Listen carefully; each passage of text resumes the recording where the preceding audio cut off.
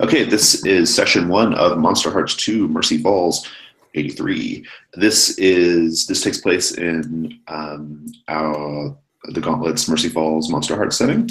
Actually, it's Monster Hearts and other games now too. This is going to be 1983, so it takes place roughly it's over 30 years before the current Mercy Falls stuff that other people might have heard on Pocket Size Play or whatever. So yeah, I'm gonna do cats real quick just to do it. So Monsterhearts, of course, is about playing young people, teenagers, who have very little control over their bodies and emotions. It is a game that explores queer identities and queer sexuality and regular non-queer sexuality, I suppose, as well, all sexualities. And the idea, what I always love about Monsterhearts is that the moves kind of reflect this idea that, like, as a teenager, you're still kind of like discovering yourself, you're still like kind of managing your body, and we have the metaphor of their monstrousness, right, that kind of stands in for that part of the teenage experience, right. One thing I always like to point out, having run a lot of Monsterhearts, one of the things I always like to kind of like throw out there to the group, just as a thing to keep in mind, is that they are still teenagers. That's really important. It's, with all their like monstrous abilities and stuff, it's sometimes easy to lose sight of that. And like they're still teenagers. They're still beholden to adult figures, and just so keep that in mind, right? It's just something kind of note. Monsterhearts Mercy Falls. Mercy Falls is a town in the Pacific Northwest. It's in Washington. It is mostly just a main drag with some businesses and a few houses, and then there are like little clustered neighborhoods off, kind of spread out, arrayed from that, and there's lots of trees, big like big massive old trees. Think Twin Peaks. It is part of the year, it's a resort town. It has a big resort hotel. But I haven't decided whether we're going to be in like off season or not, but the mainline Mercy Falls story takes place in off season. So I haven't really decided how I want this one to go yet. We can talk about it. But in any case, it's a small town.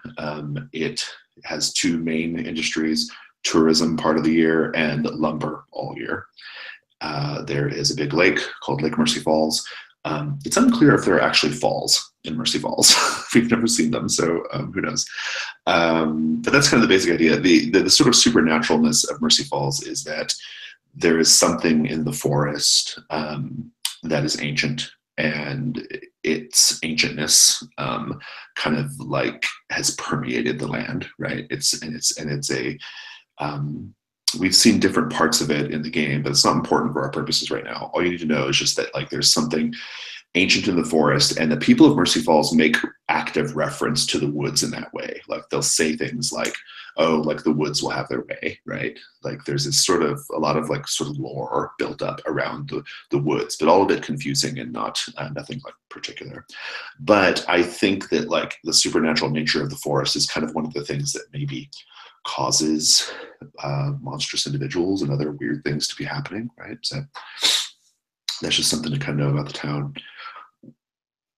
Our aim for the session is to create characters, and then we're going to introduce the characters, and then we're going to go through the homeroom setup procedure, and we'll probably be able to get a couple of scenes done too. Character creation and homeroom setup will take up most of the session. That's always kind of the case with session one of Monsterhearts. Tone is going to be dark, as you might expect, but also I think a sort of like 80s teen drama tone, like a John Hughes movie, would be kind of a good vibe too. And so, but generally, kind of like just kind of the dark with like, little spikes of humor here and there is totally great. Nothing gonzo. Subject matter wise, sex is on the table. These characters have sex, they have sex moves. If we mostly fade to black on that stuff, whenever it comes up. we'll have the X card on the table just for in all cases. So if something goes on that you're not happy with or that's making you uncomfortable in an unfun way, you just say X card or do the X, and then we'll stop and we'll change it and do something different. Um, are there any subject matter things that you guys don't want to do, just hard lines to where we don't even get to the point of the X card? We'll just kind of stop it now. I'll throw one out there. I don't in the vast majority of the games I run, I prefer not for sexual assault to be a theme. So I'll throw that out there. And if you guys have any other like subject matter hard lines, you could go ahead and state them now. Yeah, I think particularly because we might have the serpentine in play, like if that stuff stays out of the family as well, that would be really nice. Yeah, sure. Yeah, no incest. Fair enough. Otherwise, I think that's my only hard line. Okay, sounds good. Awesome. Like I said, we'll have X card on the table for anything else if you guys, aren't thinking of anything right now or you forget something. So, yeah. So we're going to be doing something a little different for this series. We're going to be not making a homeroom seating chart. We're going to be making a detention seating chart. So it's going to be a detention weekend starting on Saturday morning, and we'll probably go through Sunday evening through the course of these 3 sessions. That's my hope, anyway. The school parts in the day will be at school, but because it's like weekend detention, there won't be any kids around. Like, it's just going to be you guys and the people in detention. So my touchstone here is like Breakfast Club, right? Like, it's very Breakfast Club, right? It's very that. And so I'm thinking we're going to have a lot of scenes of like just that they're a lot like smaller and more personal in scope, and I'm really into that. So think in those terms. But when detention's over, when you go home or whatever, you guys can get up to all kinds of stuff at night as well. So, but you got to be back Sunday morning for detention. So that's how that's going to go. So basically, we're going to be doing the bad kids seating chart. That's what we're doing to start. So, and I will ask you how you got weekend detention, right? That's something I'm going to ask you as we get going. But for now, let's make characters. We'll pop open this sheet, grab a column, and just go ahead. I know you guys have already kind of talked about which ones you want. We'll introduce them momentarily, but go ahead and just take a few minutes to make your choices and note your moves and all that kind of stuff. I'm going to step away to get a drink real quick, but so if you have any questions, just save them for a minute. Okay.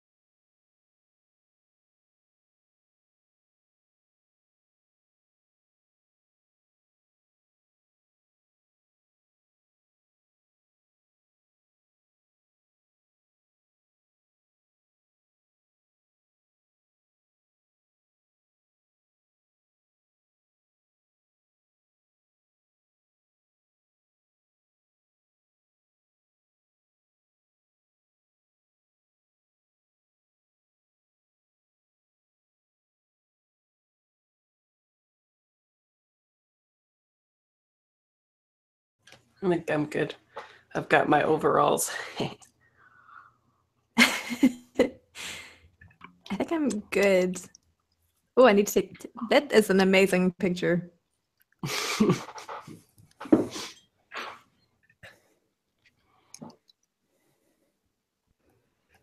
probably going to knock out, or at least paste yours over here to the left, Fraser. I'm going to paste yours over to the left here because it's separated from all the rest of the sheet. Sure.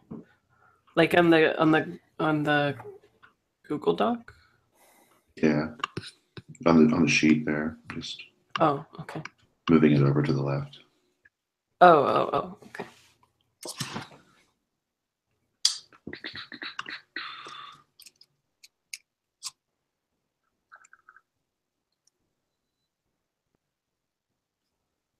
Wednesday Addams. I was just reading Wednesday Addams. I have a story about that too. Like, a good backstory to that one. All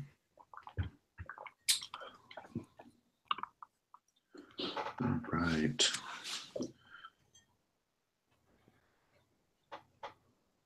Things are looking pretty good so far.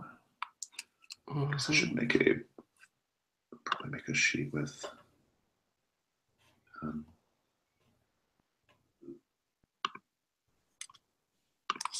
NPCs real quick. People in the 80s really like showing their ankles. Is that a thing? Yeah. Seems like it, yeah. They're like, how can I show a little bit of my feet? Because that's enticing.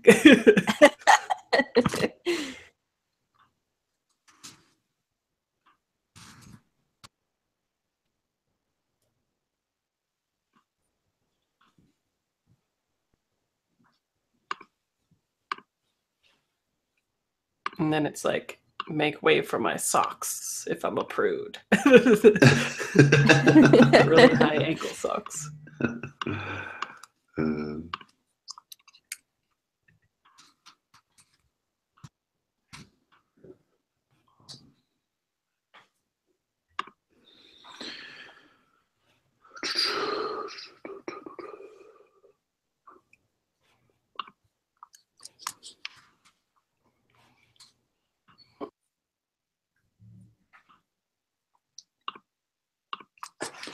And if you guys are ready, just let me know.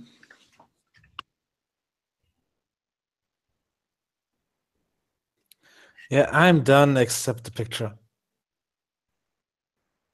Me too. I don't think I'll find one though, so feel free to keep going.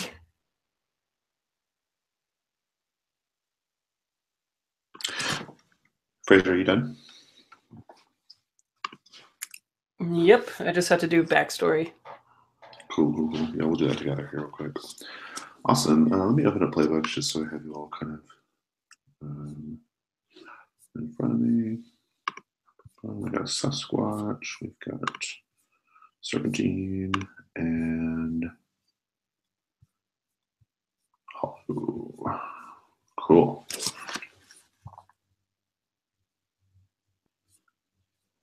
Let's introduce these characters and we'll go back around and do backstory. So, Lauren, tell us about Adelind. Is that right? Yeah. So Adelind comes from a very controlling family. I haven't quite figured out if it's a family from old money or demons. But I figure we could go depending upon how you want the tone to go. I think there's snakes, right?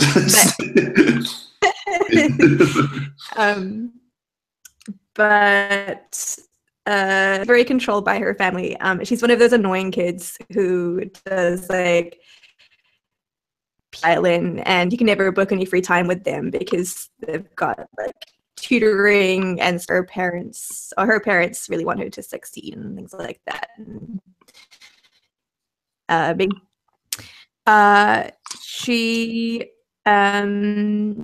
on the other hand, like she wants a kid and stuff, and she doesn't quite feel like she fits in her skin.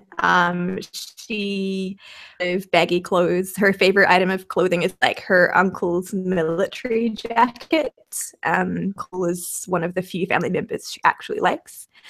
And the story behind Wednesday Addams is like she's a little bit ostracized, even though she's and kind of like blames them a little bit here and there. But one day, her parents made her wear black to mourn the passing of one of her grandparents. And that one day meant that Wednesday Addams like stuck as a nickname, and she cannot shake it.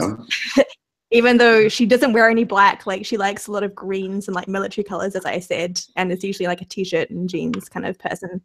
A little bit aloof, and like really wants to make friends, but doesn't really know how, and wants to socialize, but doesn't have any time. So she's sort of caught in a bind. And I can keep rambling if you want me to keep rambling, because I've been thinking a lot about this character, but that's kind of like her jam.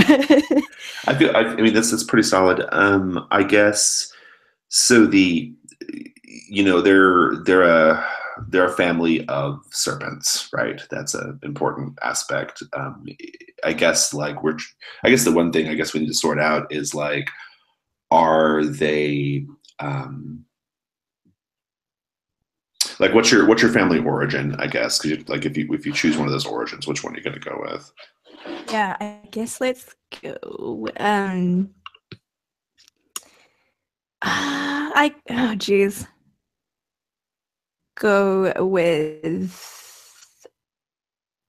old money serpent sounds good. That's kind of like dragony. Yeah, that sounds pretty cool. Okay, awesome. So they're old money. I guess the big question, I guess, that we need to figure out is that I want to know is they're old money. They're a really old family, but like, have they always been from Mercy Falls, or are they new to Mercy Falls? Like, is this an Addams Family situation, like, or what kind of situation is it? I dig it, being an Addams Family situation. Okay, so they've moved to Mercy Falls for some reason. Okay, I like that. Yeah. Okay, good. So Adeline, Wednesday Addams Weir. That's great. What moves have you chosen? So I start with Failing Dynasty. And again, I hadn't quite decided if that is to get back money or politics. I kind of like, if they're new to town, maybe it's politics. And I am kind of undecided on the second move, because I kind of like the idea of New Order, since it's all about like having human experiences outside of your family and stuff, which I'm a huge fan of. Yeah. So I might go for. So I think I dig that. Yeah.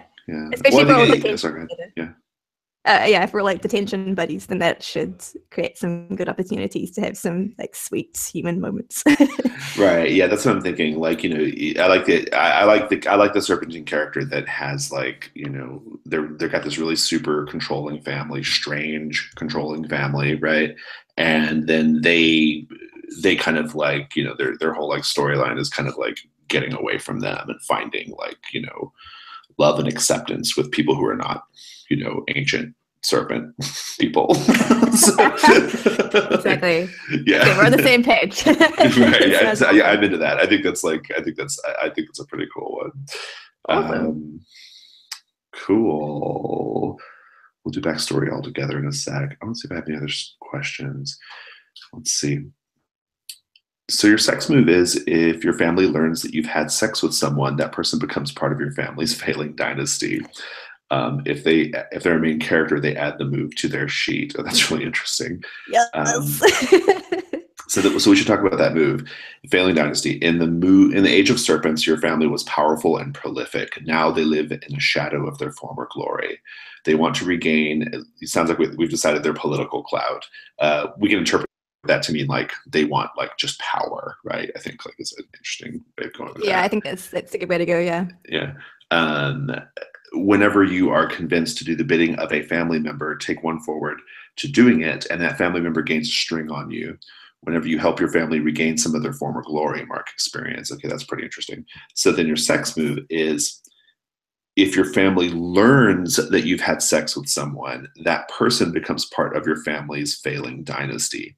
So basically, it's like the serpents say, like, you're one of us now. Right? Basically, is the idea. like, okay, I love this because it's such a weird dynamic because it's like you are just trying to ostensibly like have connections as like human connections, right?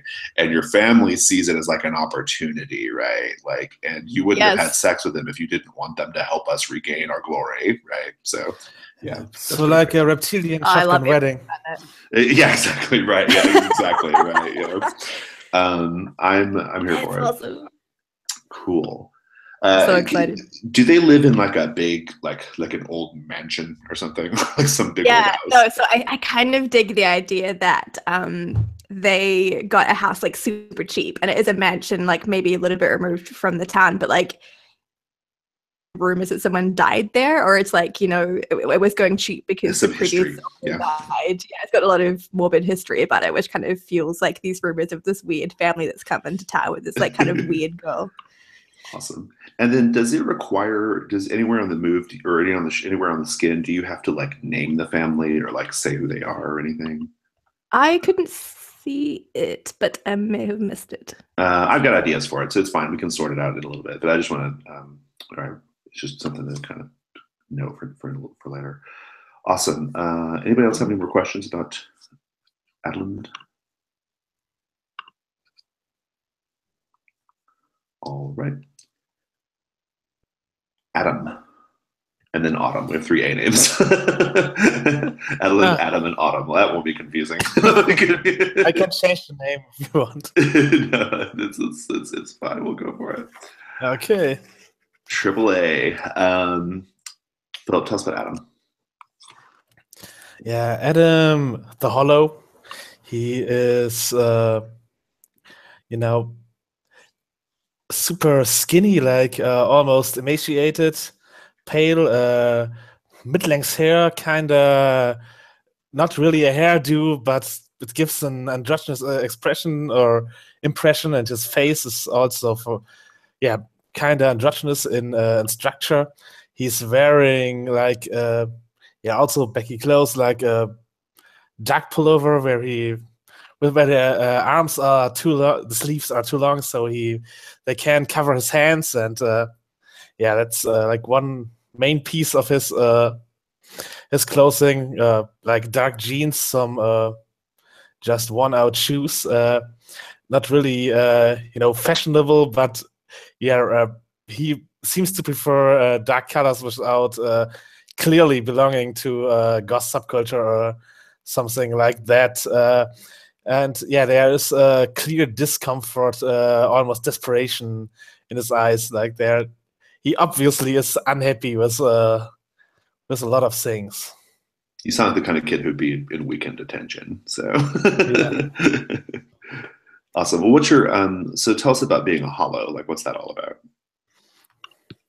Yeah, like his parents wanted a child, but they didn't really know what to do with it once they got one, and maybe they used supernatural means or something else. Anyways, he doesn't feel like he really is human in a way that you're supposed to be. And also he has to take clues from other people to know how to act on whatever norm society has. So it sounds like, okay, so his parents wanted a kid, couldn't have a kid, I guess, like couldn't naturally conceive a kid. And so right. Made a wish of some sort. Indeed. And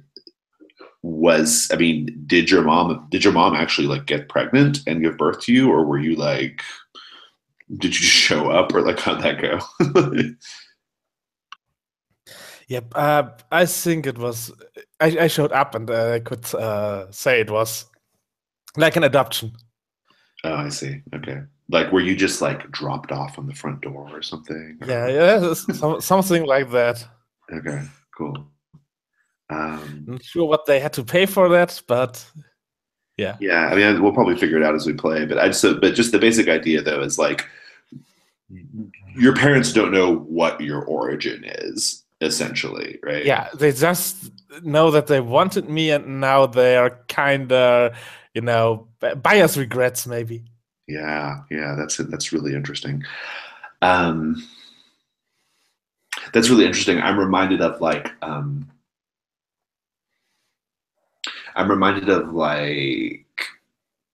there are movies like I can't think of any offhand, but like movies where like parents really really want a kid, and then like the kid ends up having like some kind of like massive personality problem, or they are a problem kid for some reason, and so like the be careful what you wish for moral tale or whatever, right? I'm not suggesting that your character is going to be that evil or bad or whatever, but I like the idea of like your parents like wishing you into existence, taking you in, even though they don't know anything about you or where you came from. And I think that's super interesting.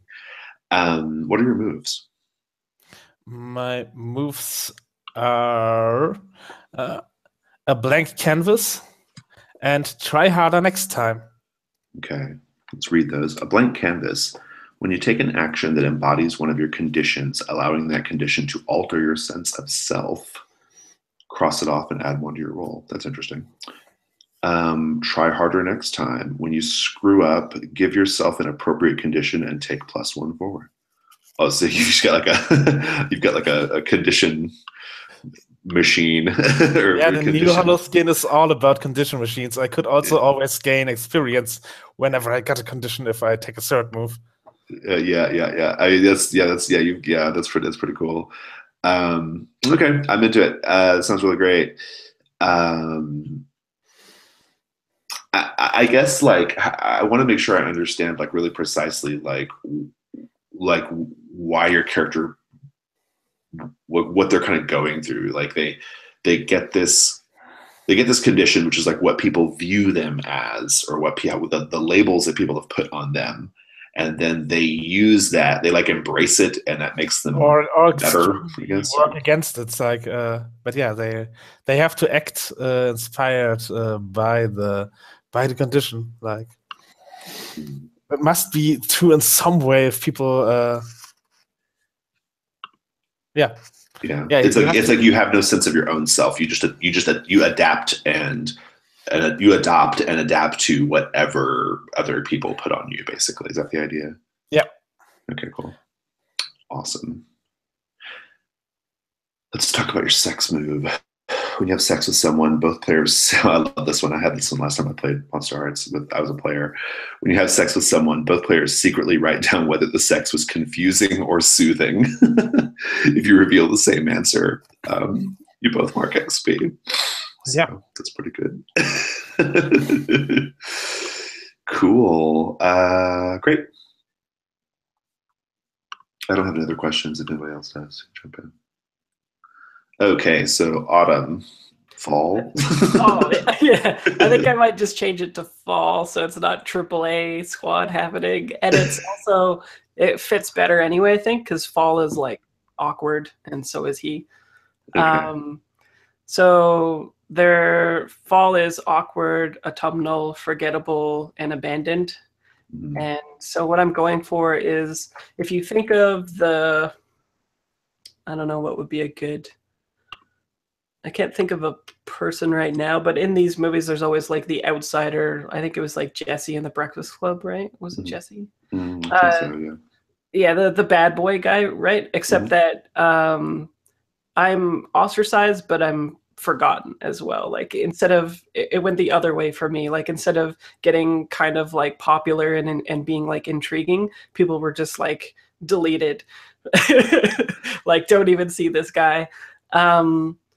And so, yeah, and I think that I live in, like my parents or my dad works as like a ranger in the park. So I live outside of town. So I'm literally apart from it, but just inside of it. Like I live 1 kilometer short of where I would have to go to like a different town school or whatever. I'm like, okay. Oh, got it.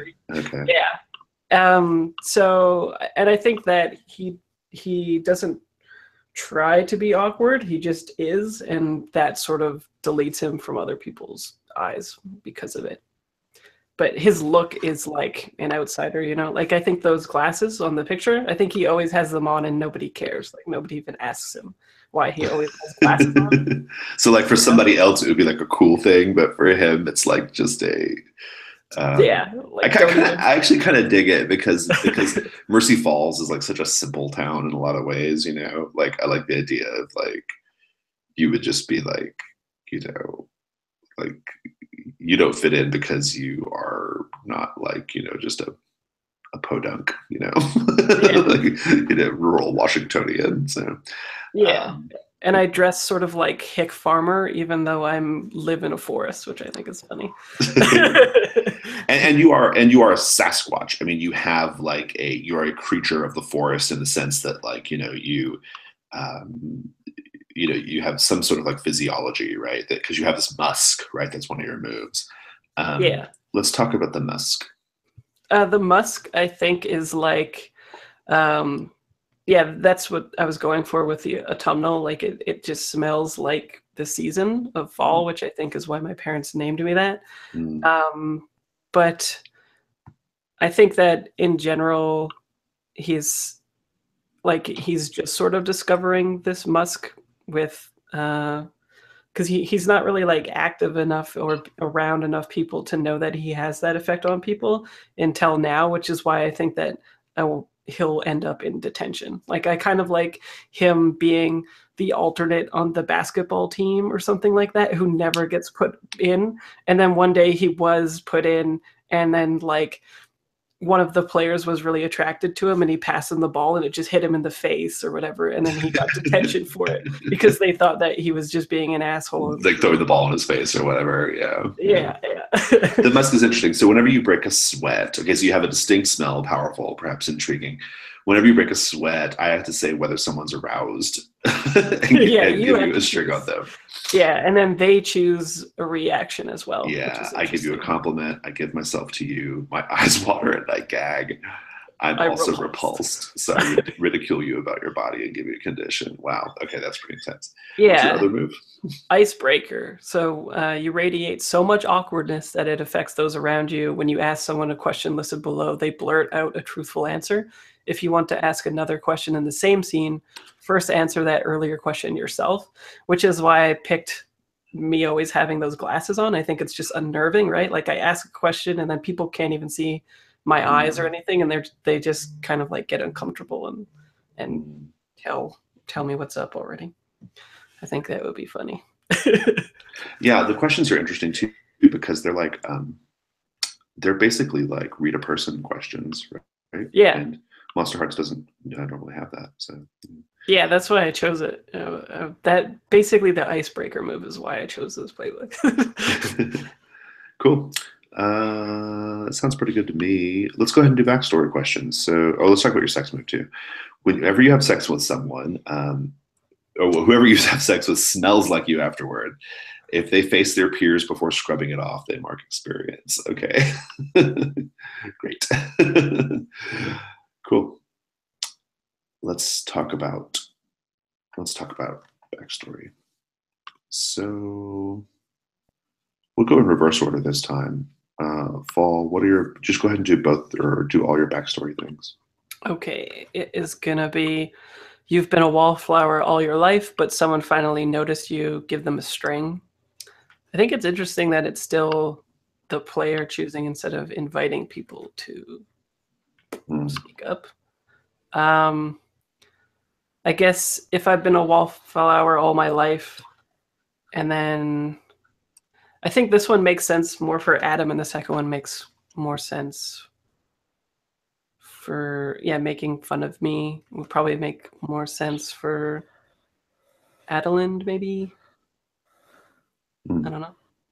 What do you think? Do you think Adam is like make fun of me person, or just like finally noticed me? Both can work.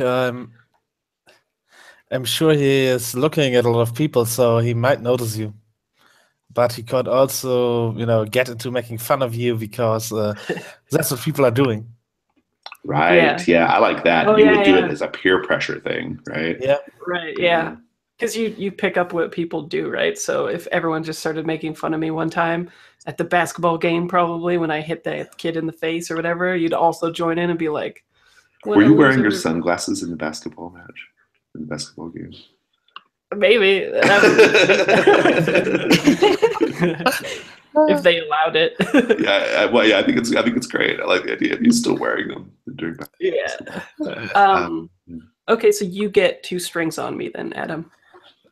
What is the word like? Pardon? What is the wording of that relationship like? Someone makes fun of you. What do they say? They give you a Okay. condition, and you gain. Oh, I gain 2 strings on you. Yeah, but Adam gives you a condition, and also, what do you call him, Adam? That's a good question. Damn.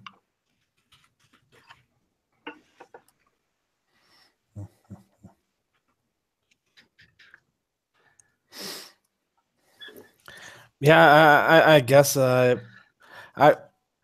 guys go. could be. If I'm wearing my glasses, you could be going the blind route, right? Yeah, that would be something, or your woodland route, like Yeah. like some version of whatever Washington Hillbilly is. Maybe yeah, what would I don't know. I mean, I guess the hillbilly would work fine. Probably. Yeah. Let's do that. Yeah. Okay. You called me a hillbilly. I guess we'll make that your condition too. Hillbilly? Okay. Yeah, That makes sense. that makes it works as a condition. Yeah. Yeah. Hillbilly. So note that. And you also get 2 strings on Adam. Yep. Let's talk about your other one. You've been a wallflower all your life, but someone finally noticed you. Give them a string. So it sounds like it's going to be Adeline. Adeline, why? What is it about fall that you notice? I think this is kind of neat because it kind of ties into the backstory questions that I have as well. But Adeline sees Fall as someone who is so complementary to her social status and that they're both kind of ostracized and a bit weird. But Fall is everything that she's not as well, because this kind of adorable kid, and Adeline is just very uptight and doesn't communicate very well with people. In fact, I think she got done for fighting. Landed her into tension because someone was teasing her a bit, and she kind of just like lashed out and maybe bit the girl. Good. Yeah, I think that's what she notices in Fall, is that they're very similar but very different. Mutual and she finds outsiders, that very. Yeah.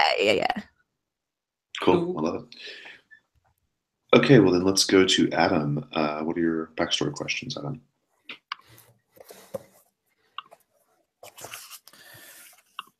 Yep.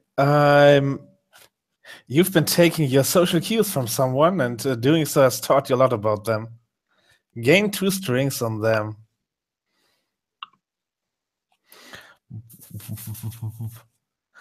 Good question. Who of those 2 do you take social cues from? You're all the most awkward kids in this. My friend, school. you are so fucked.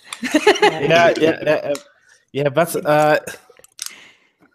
I guess you could maybe wait until Tomer played next week or something and see if he's not awkward. I'm taking social cues from Adeline because she has the family life down, and I have trouble with mine. And I mean, on the face of it too, it's like she does a lot of music and is quite involved in stuff. But yeah, that makes sense, I think. Yeah, you're just like you're one of those people who work on the yearbook but also don't insult them ever. Yeah. You should know, Adeline, that I'm going to be casting your family from American Horror Story. The actors on American Horror Story are probably going to be many of the members of your family on the sheet. So It's Nice. okay if you have not seen that show, but just so you That's amazing. Yep. know. Awesome. What's your next one? Someone seen through your invented past and realized it's all lies. They gain 2 strengths on you. That's the Sasquatch. How'd this happen? Like, how did you? What did you see that lets you know, Fall, that like he's? I think you're not muted. real? Oh, sorry. Go ahead.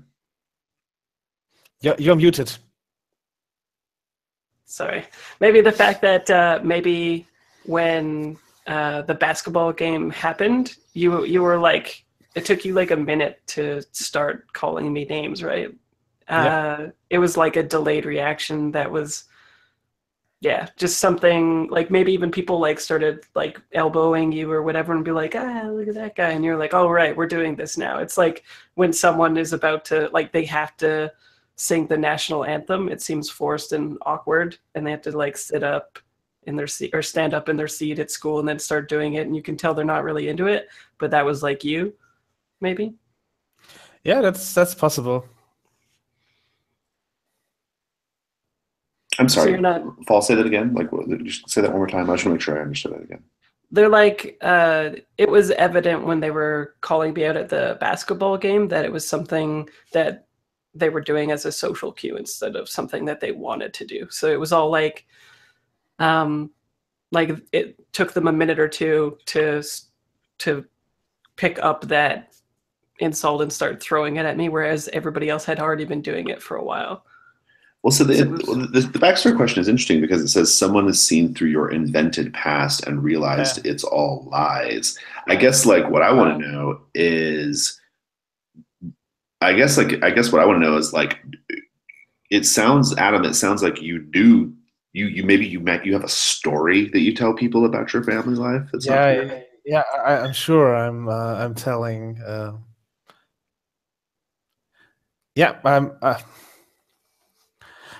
I'm telling a lot of things that don't really happen to me. Like stories I got somewhere that like they were my own because there isn't too much childhood to speak of. So ski holidays with your family. We have a house in Tahoe or whatever, right? Like it's all just stuff that you've like picked up from other people. And made your story, and then you see through that. Yeah, I think maybe the way that I see through it is the fact that since you didn't see me like I'm like the wallflower or whatever, I like the idea that maybe I'm in tons of your classes and I've overheard you telling these 4 different stories after the holidays to all these people. Like one time it was that's good. One house, that's you know. And I think that's a little closer to what I was looking for. Yeah, that works. In the background of all those scenes when you're telling those students, I'm in the background with my glasses just being like, I love the Sasquatch because the Sasquatch is basically like an alternative ghost, right? Like which I think is pretty cool.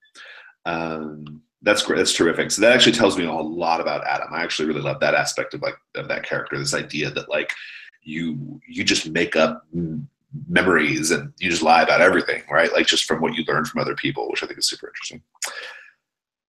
Okay. Did you guys get the string situation sorted? Did you note this down, Paul? Yeah, I have 4 strings on Adam. Okay. All right, let's go to Adeline then.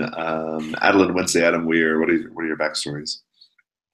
Yeah, so I have you've been watching someone, trying to learn from them what it means to be human, gain 2 strings on them. Oh my god. Is that what it is? So I kind of feel like this has to be Fall. Okay. I've taken notice of Fall and find their human traits complementary to my own, I guess. You know what I love about this? If I can just throw it in there, I love the idea that like you're trying to figure out what it means to be human. And you were drawn to this person who is, in many ways, is like incredibly natural, right? Like they're human, right? Like they have a smell, that's like, I like the idea of like, you interpreting his like earthiness as like human or whatever, right? So I think it's interesting. That's exactly what I was going for. Like, Yeah, that's cool. totally. And then my other one is your family seeks to control your every move and they will not be denied. The head of your family gains 2 strings on you. All right. The head of your family, I'll note that now, is the head of your family is your mother. Yes, you remembered. Okay, cool. And she is, I'm going to make a note on the miscellaneous tab. I'm just going to make it the NPCs tab. Let's read it. Her name is going to be Jacqueline. Nice. How does she feel if I call her Jackie? I think she hates it. Nice. Jacqueline is your mom. And how many strings am I getting on you? 2. 2. Okay, cool. This is gonna go amazingly well. And what was this backstory again? It was. I was just gonna. I just wanted to read the text again on the backstory. Your family seeks to control your every move. Okay. Yeah. Good.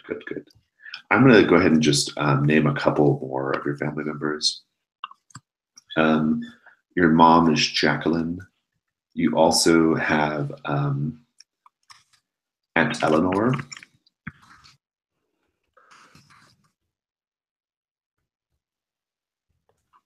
And Jacqueline, Aunt Eleanor. I don't think I want to give you siblings. I like the idea of you being the kid, the one that's like the new generation, while these other like ancient serpents just stay in the house and brood all day. I love it. Jacqueline and Eleanor. I think there's going to be a man relative. I just got to think who that is. But for now, that's what I've got. Awesome. I love it. I did name an uncle that I like, if you wanted to draw upon like. Oh yeah, sure. A black sheep uncle who's actually kind of nice amongst all of these assholes that I. Yeah, we'll call him Uncle. What's it? Do you have a name? Uncle. Who? Nicholas. Nick. Uncle Nick. Okay, Uncle. We'll say Nicholas is his formal name. Okay. Yeah.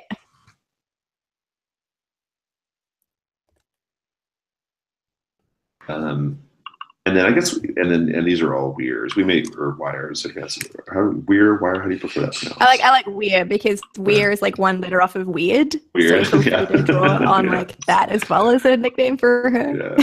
Oh yeah. Yeah, that's good. Yeah, kids would totally make fun of you, right? Like that. Terrific. We'll talk about. We'll have plenty of time to explore them. Okay. Is that it for backstories? I think we're all good there. Yeah. Cool. Let's take a 5-minute break and come back, and we will do detention.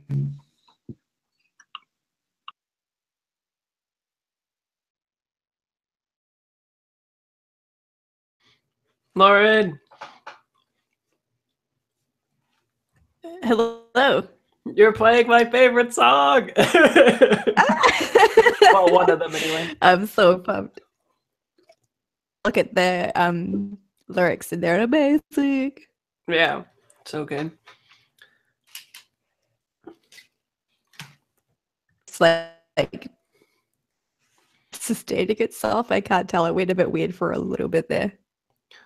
Yeah, it like sometimes you drop a word or two in a sentence. And you're you're a little blurry a little bit sometimes, but then other times it's like it like pops back in and it's not blurry at all, so I don't really know what's happening. It's the Australian internet. Is it okay now? Because it kind of just hopped onto my mobile data instead of my Wi-Fi. Yeah, it doesn't seem like you're breaking much. The video looks the same. The audio seems maybe better.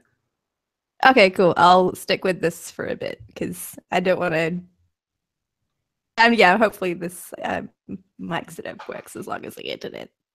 Yeah. Are you sure you want to do mobile data though? Isn't that expensive? I don't pay for it.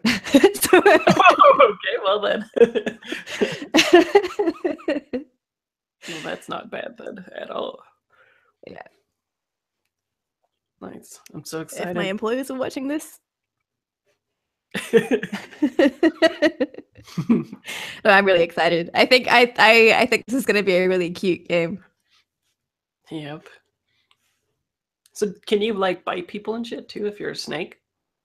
I definitely will be. I don't know if it has any like mechanical effect, but I feel like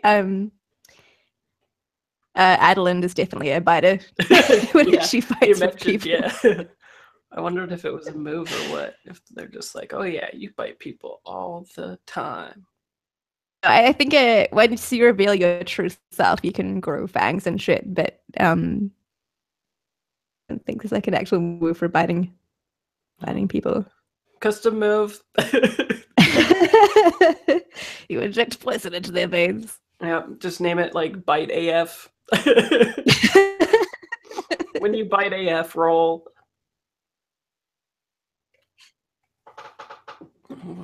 Awesome. No, yeah, the more I read the Serpentine, I was like, this character is amazing. Like, this is going to be so good. Yeah, it seems really cool. I love too how we're three misfits and we're all trying to take social cues from each other. Like, Yeah. that's just so funny. Yeah, Yeah, this is gonna be. we are. None of us fits in any way. We are just like. We're like awkward, sexy breakfast time monsters. Yeah. Or breakfast club, not breakfast time. Could be breakfast time, I don't know. It's always breakfast time. Yeah. Breakfast for dinner. All good. On that note, I feel like Adeline also eats a lot of like eggs and stuff and like other things that snakes would eat. Mm-hmm. Lots of protein. Yeah, she eats those eggs whole. Totally. And it's Down like, in one. and it's like a hard-boiled egg. You're just like, oh. Yeah. Don't ask questions. It just happens. And oh geez. There's so many other mean things you could swallow anything. Like Yeah. Oh yeah, high school. Gotta love it. Yeah, swallowing an egg, you can do a lot of that. Yeah. Nice. One of the Pinterest pictures is for the 80s men's fashion is stylish Leonardo DiCaprio rolls. And they are not stylish at all. Yeah, I got a lot of German 80s when I just searched 80s in the Pinterest tab, so that would be confusing if I used those. Yeah. Well, I had to look up 80s because 80s in Canada is not 80s in America.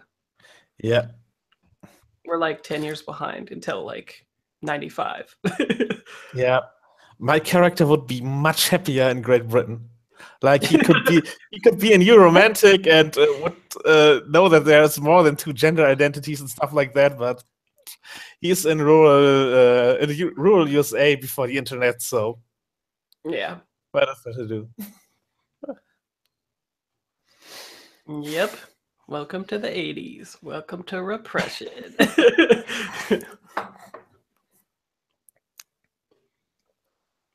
Oh man, some of this New Zealand was like in the 80s.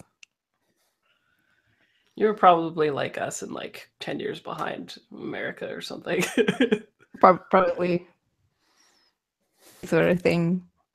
It's like Oh my god. shorter than shorts. Look at this. Look at this 80s. It's 80s men's catalog, and even just the fonts will tell you what's going on. That's a lot of yacht rock stuff. Yeah. Mojave Gourd Short. That was in. Yeah. Or Tankers. What are we And it looking kind at? of looks like Stiller. Wow, this is pretty great fashion here. Yeah, there's a good compilation CD of the the music you can wear those clothes to. It's called Too Slow to Disco. Nice. Yeah, the top Does it- left picture is what I'm laughing at. The guy at the top left, he is Yeah. really. That's the thing that I was pointing at. For every time I put a specific one, it always makes it the top left corner thing whenever people click on it. I don't know why, but Yeah. I was laughing at the Mojave Gourd short. The hat makes it. It's I think it's the hat and the socks that do it. Yeah. Right? Yeah. Well, and That's a and great like combination. the font of everything too, right? They're just like, we don't even care if you can read this. Yeah, this outfit speaks for itself. It's Yeah. true. It's true. It is a look. All right, awesome. Cool. Let's talk about our homeroom. Well, we're not doing homeroom. Our detention room seating chart. Okay, so the way this works, I'm going to I'll kick us off by creating an NPC and asking some questions. Maybe a couple of you to kind of tie you in together, to tie a couple of you into that NPC. We'll put them in the classroom. And then if you each want to think of an NPC as well that you'd like to introduce to the table and pose some questions to the other players, that would be great too. So this is detention. So these are kids who got in trouble for whatever reason. Doesn't mean they have to be all bad kids, right? In Breakfast Club, Molly Ringwald got detention, right? She was a decidedly good, popular kid, right? So I think we'll start by just each of you choosing where you would sit in the classroom. And I think it's it's just 9 desks, the orange desks on the second tab there of the sheet. 9 desks. I think the classroom is bigger, but you're not allowed to sit in the back or in the far corners. You have to sit in this little middle section here. Yeah, I would take the center seat so I can blend in the crowd. Right, good. I'm always on the peripheral. Nice. I'm working the corner, just in a very different way. Right. Looking good. Adeline's seat in Grenoble class as well. She's just right up on this other side. As always. So I want to know what you each did to get detention. We already know yours, Paul, right?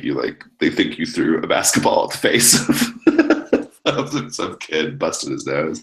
Did that kid then get into a fight with you on the court? Yeah, I think so. That's what I think my NPC would be the other kid is also. Yeah, I think he's there too because he got into a fight with you. Yeah, that's good. All right. Let's just name him now. And you guys are separated too. So he's going to be on the other side. I think the exact opposite corner. His name is going to be Robbie. Robbie, yeah. And I'll find a picture of Robbie in a bit. But okay, so that's a good start on Robbie. Let's tie in something with Robbie and Adeline. Adeline, you've moved here fairly recently, but I think you were probably here last summer. And I want to know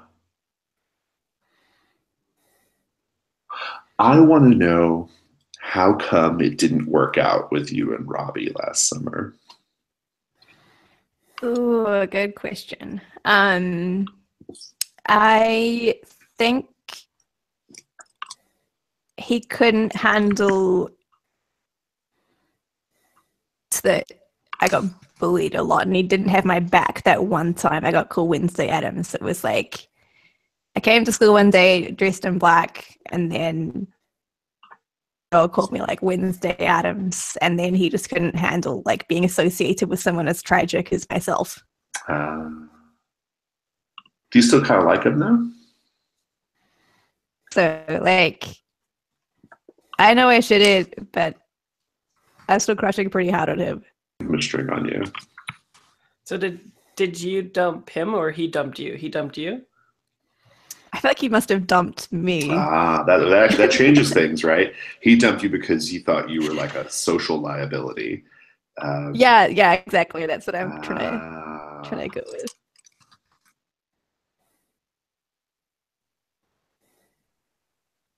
Yeah, and he's like good social currency too, because he's like the captain of the basketball team or whatever too. Right? Yeah, I could totally see your family being like, oh yeah, him. Yeah. Exactly. Yeah. And Hugo comes to town, she's like, particularly in a small town like this, like she's like the shiny new thing, right? And then once that shininess wears off, it's like, oh, she's like a bit weird and not, So I can see how that would have run its course for sure. I love it. Okay, that's really good. Awesome. Adam, how'd you end up in detention?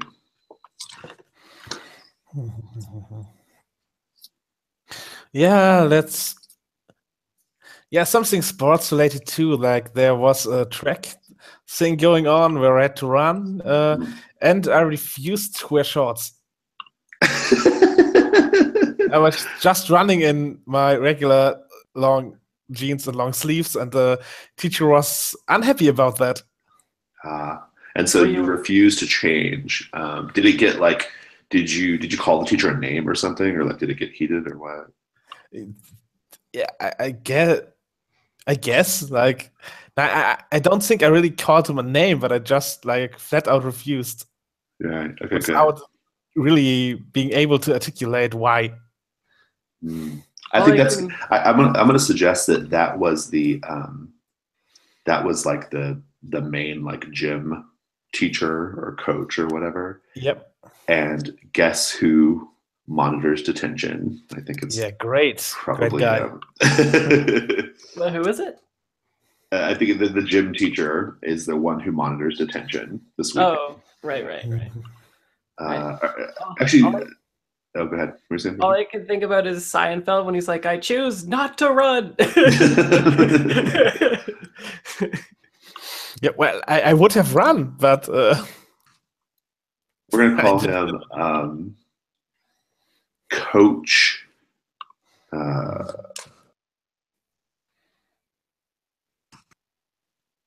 Coach.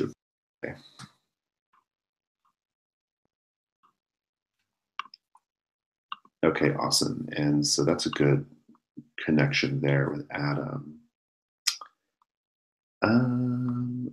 For fall, is Coach DeVry also the coach of the basketball team? Probably. In such a small town, he's probably the coach of like the coach of all those things. Yeah. But basketball is his passion. Like this is One Tree Hill town, right? Yeah. And I guess he also does like sex ed as well. Yeah, exactly right. He does sex. He teaches history, sex ed, and does detention. Right. Those are the three. Those are almost certainly the three things he does. It's pretty funny because that's in my high school in Calgary here, which is a big city. That was still the case at my high school. Yeah, in the States, the gym teachers are the coaches are always the history teachers. They always teach like history class. We had the banana condom phys ed teachers for sure. And we had same in New Zealand as well. The gym teachers all taught sex ed. It is ubiquitous around the world. Canon. Yeah.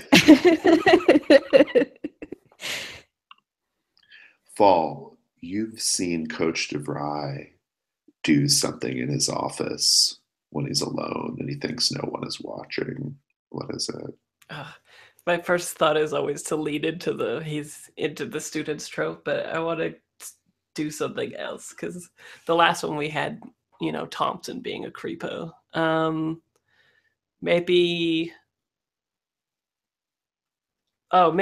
he's like always hoping to get into another school's program. Like he's always job hunting for other programs because he hates it here. He's just like, if I could get into One Tree Hill, then I could win the basketball. I could get this juke joint. Yeah, so he's sort of like always got one foot out the door. He's like transient in that way, but probably no one would ever hire him anyway. Awesome. You can take a string on him.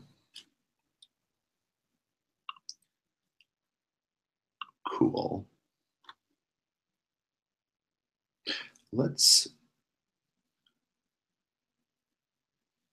find out what Adeline did to get detention. Adeline, what'd you do? You asked.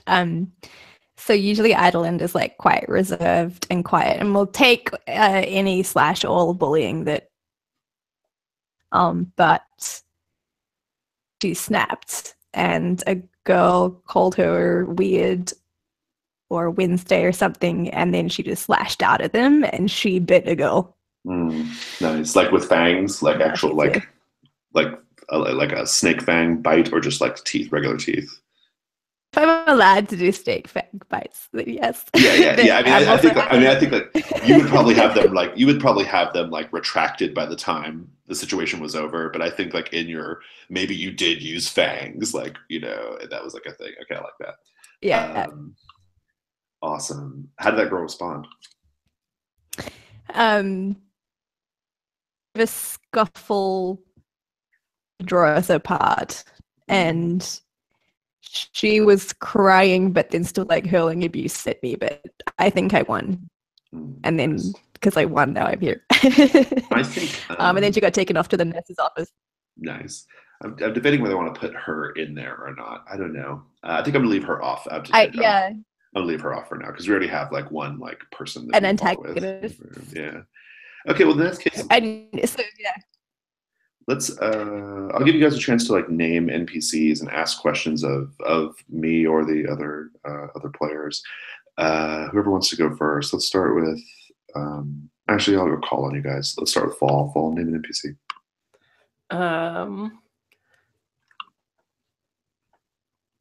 Let's go with another girl, Elena, maybe. Can we have it be something else? Because I have an Eleanor NPC already. Okay. What's a good '80s girl's name then? Maybe like Dana. Jennifer. I was thinking even like Rhonda. Maybe, yeah, possibly. While we are doing 80s teen stuff, we need it to get at least one. Oh, you broke up right when you said the name. Oh, Heather. Yeah, Heather. At least one. Sure. Heather, Tiffany, Heather. Let's go Heather then. Yeah. Too many Tiffany's. Debbie. Those would be great. Yeah. We'll go Heather. She's got to be a popular girl, right? I mean, yeah, super popular. Yeah. And you can just put her wherever you want on the classroom. She'll go. We'll corner it out. The corner's good.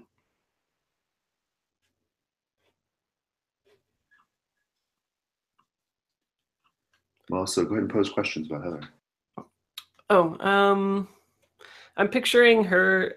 I can't stop thinking about One Tree Hill now. So I'm picturing her as like Peyton, who is really popular because she's best friends with the most popular girl and would otherwise kind of be ostracized for it. And she's sub Heather. Yes. She's not Heather Prime. Yeah, the queen or whatever would be the other one, and she's part of like the clique, but still got good social status. And she's like a tortured artist type, but still has popularity because of that association. Because she's like childhood friends with like the really popular girl, right? Yeah, and I think maybe she was childhood friends with one of us as well at one point, maybe. Probably can't be Adeline unless she just happened to live where Adeline's family used to live, but yeah, that might be interesting though, because then she could be like, she would kind of know the town or know the history of the family a little bit. Yeah. The thing you want to do. Cool.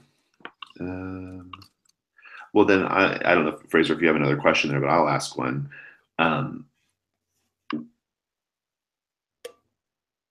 What did she learn about your family that your family does not, or would be very unhappy if they knew she knew? Me? Oh yeah, Adeline. Yeah. Oh, yeah. Ooh. Mm, I kind of want to make it snaky, Oh yeah, yeah, go for it. but um, I want it to be like supernatural without being like, but I'm kind of blanking. Maybe well, it's good enough to know that you want it to be like a supernatural thing, because I can throw some ideas out there. Maybe she oh, I would like to suggest that, like, after a certain point in time, like once you get old enough, your family members like tear their skin off and become like, Yeah, and change their like look entirely, right? And so maybe she saw like what your mother used to look like, and then she saw her the switch, right? And so like she's like, yeah. yeah. Ooh. So maybe they moved maybe they moved way before you did, and then now you've moved here again. Like maybe she like everyone was like, "You're crazy, Heather," and then she moved like a year ago here, and then now you're here again. And that'd be funny. I like, but like, 'cause I was also thinking like skin shedding, but I was like, I don't know if that's like too crazy. No, I love it. Yeah, let's do it. I mean, I'm imagining it's something that, like, so it wouldn't step on like the cuckoo or whatever. Like, I'm imagining it being like a generational thing, like yeah, like a Doctor Who thing. Like you can only do it so many times or whatever, right? Like you change your look. yeah. So. And I feel like there must have been some cover-up story, like, oh, she had plastic surgery, or Right. Yeah, that's good. Oh wait, we just lost Lauren. Oh, yep.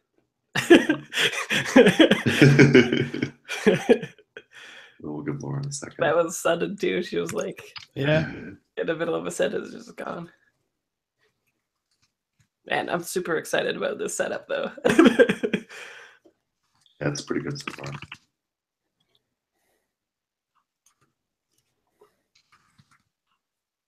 I'm gonna go to the Hangouts and see if she needs the link again.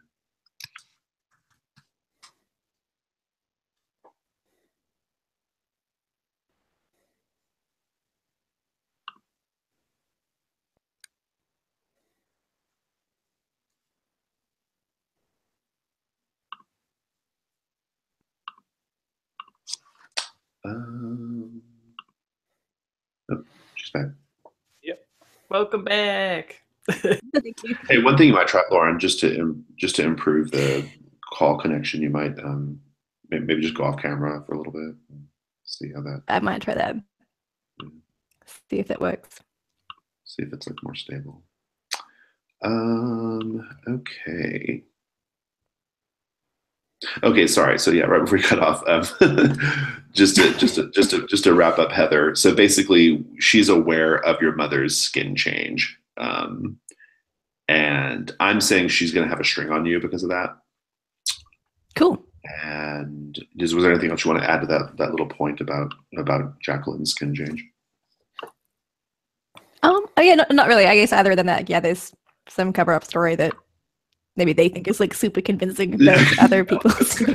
Yeah, I like that. Like yeah, that's good. I think it's gonna be really fun to play your family. I'm excited about that.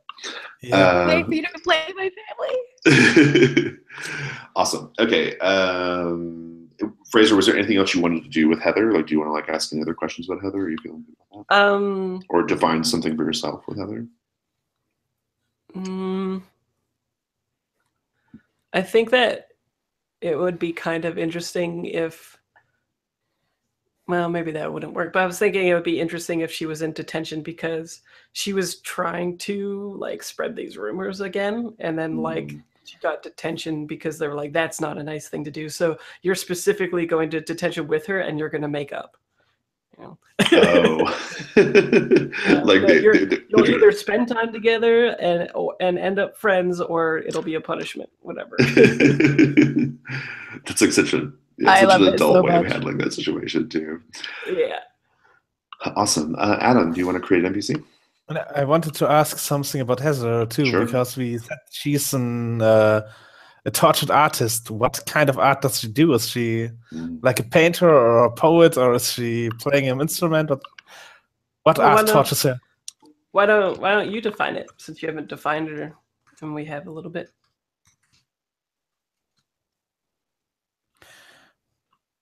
Yeah, I think painting works for her.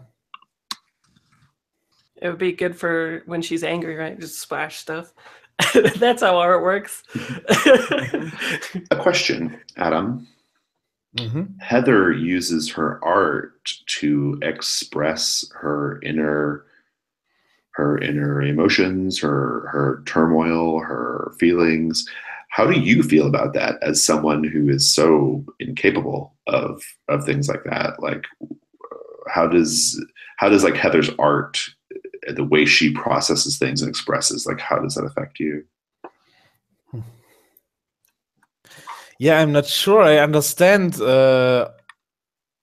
all of her feelings on the art I saw, but it is kind of fascinating. I'm not sure if I'm envious about it, but it has a certain fascination to me. Awesome. I'm going to take a string on you as well. Mm-hmm. It's something I'm allowed to do, but I just do it because Sure. I want to. I don't know if I'm allowed to, but I'm doing it. I like having strings at the NPCs in the beginning. I think it like gets things going a lot faster. So Yeah. I like that it's something that he can't imitate either, right? Like it's not something you can just wear. It's like suddenly I'm an artist or whatever. Well, I guess maybe you could do that, but not like it's not like I have a talent or could express my emotions. So yeah. So she's almost a mystery in a way, right? That's kind of interesting. Yeah. Cool. Okay. Well, in that case, Adam, do you want to go ahead and name an NPC? Sure. Let's go with Debbie. Love a Debbie. All right. Go ahead and just put her wherever you want her and ask your question.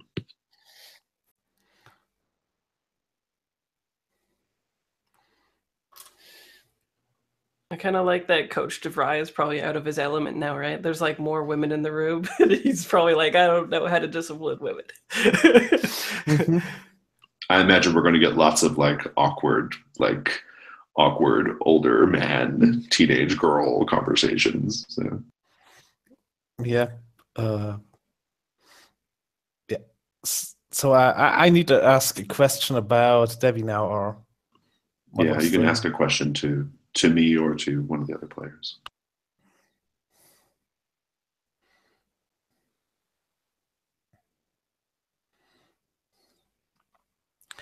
And also, like, what is Debbie's deal? Like, what is she in the school? Like, in terms of like, what is she known as?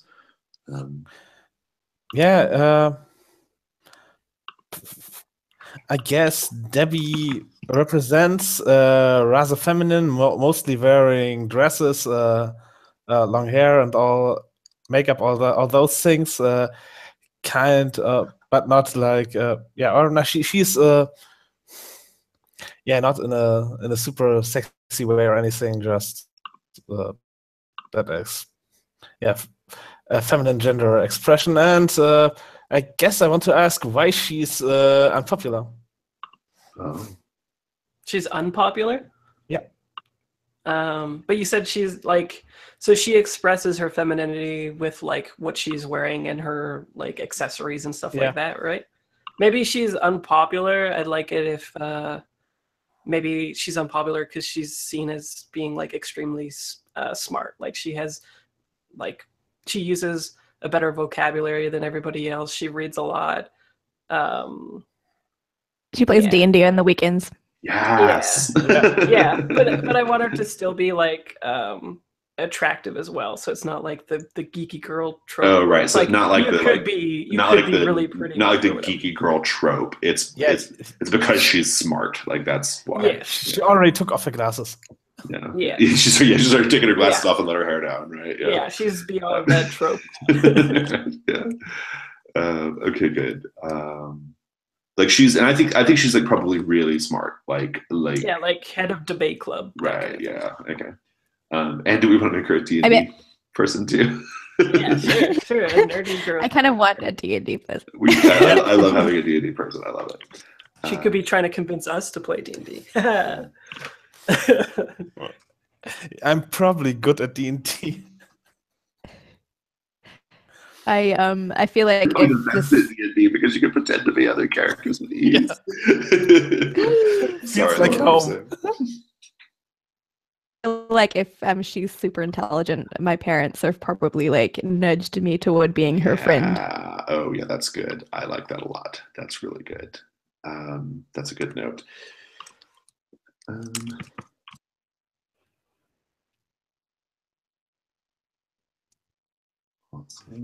Yeah, I think it would be like I'm picturing if you saw the new Spider-Man movie, the MJ, the way that they tweaked MJ so she's like really smart and sassy but still like attractive. Like I think it's a similar thing, like beyond the trope that she was in the comics. Now she's like a little bit different. Did you see Spider-Man Homecoming?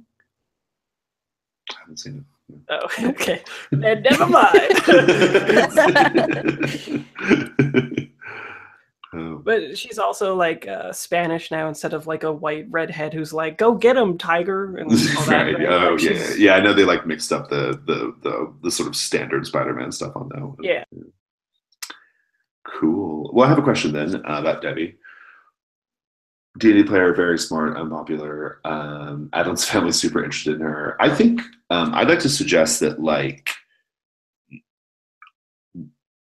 I think one of you, either Fall or Adam, are actually really good friends with her. Like maybe you play D&D with her or whatever, but like I think one of you is really good friends with you or with her. Yeah, I could see it going either way. Do you have a strong preference, Philip? No, I could be friends with her. Okay. Take strings on her, and I'll take one on you. I take how many strings on her? Just one. One. Okay. And she has 5 on you. No big deal. Because she's the dungeon master. I guess I think I know the answer, but like, how did you guys become such good friends? Yeah. Yeah, I think she kind of invited me to become friends. Like she took me into her D&D world, and I ended up being a good player. Yeah. She was like, "This is advanced Dungeons and Dragons." It's right around the time when that would have been happening too. Yeah, it's 1983. We're advanced now. Yeah. Cool. Actually, there's a part of me that really loves the idea of, just because you're on the game, Philip, there's a part of me that really loves, like, she's way beyond D&D. Like, she found Dushvart's Og, right? Yeah, but just one year before it was invented. No. So it's not even out yet. She's been ahead of the game. It's being playtested, though, right? And she can read German. She's super smart. I love the idea of her being into the dark eye. She's playtesting it now. She's ahead of her time. She's translated it herself. I love it. And it's going to be really funny because I'm assuming that Lauren and Fraser don't know anything about the dark eye, just like I don't. So. We'll just defer to you. I'm going to go with that, and I'm going to go with that, and I'm going to like butcher the dark eye. It's going to be amazing. All right. Yeah, do that. Okay, so I'm really looking forward to that. Let's talk about other characters. Adeline, you want to make one? Yeah. I kind of feel bad for making another woman, but go for it. There's a lot of women in this class. Bad girl school. Oh man, I'm not sure if this is if to go for Becky or like Kimberly. Becky is pretty freaking 80s. Yeah, Kimberly is too, but Becky really is. Yeah. for Becky. And now I get to ask a question. Yeah, just whatever you want. Of someone. Would a good question be to say to like Fall, what is the one like kind thing that Becky did that you hold close to you? Maybe she's the only one that knows that I was like abandoned, and then my ranger parents took me in. Oh, so they're not your biological family. No, I was abandoned, so I'm thinking like I was like a fire station baby, and they took me in. Yeah, is that a thing? Fire station babies. yeah, That's a Canadian thing. maybe. In Canada, anyway, if you have a baby and you don't want them, you can go to a fire station and leave them, and there's no like judgment or anything. They'll take the baby and take it in and like give it to the hospital and stuff. So it's a way so that teenage moms or whatever won't just literally throw it in a dumpster or something like that, right? They can go to it and they remain anonymous. And the laws protect them, like they can't. Yeah. Okay, all right, that's cool. Yeah. That's good. Okay, well, cool. So, that's super interesting because we have two characters. Oh, I love this. We've got two characters who were basically like dropped on the doorstep of their, essentially of their parents, and then we have one character who is so intrinsically tied to their family. So like the biology is so freaking important. Like, yeah, like I like that dichotomy. I think that's great. That is awesome. Yeah, and then maybe she knows because her dad works at the station or something like that, right? Mm-hmm. But she hasn't ever told anybody because then she knows that the kids would be like, "Oh." What's her high school trope thing? Madeline, what's her deal? Oh,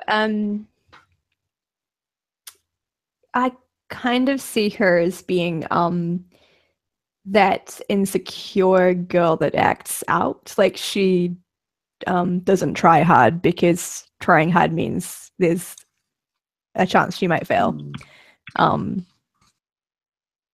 And so she's often behind, like under the bleachers, smoking and like hanging out with the bad kids, and she's always in detention. But her parents don't really give a shit, so there's no one like pushing her, and she's like, that kind of.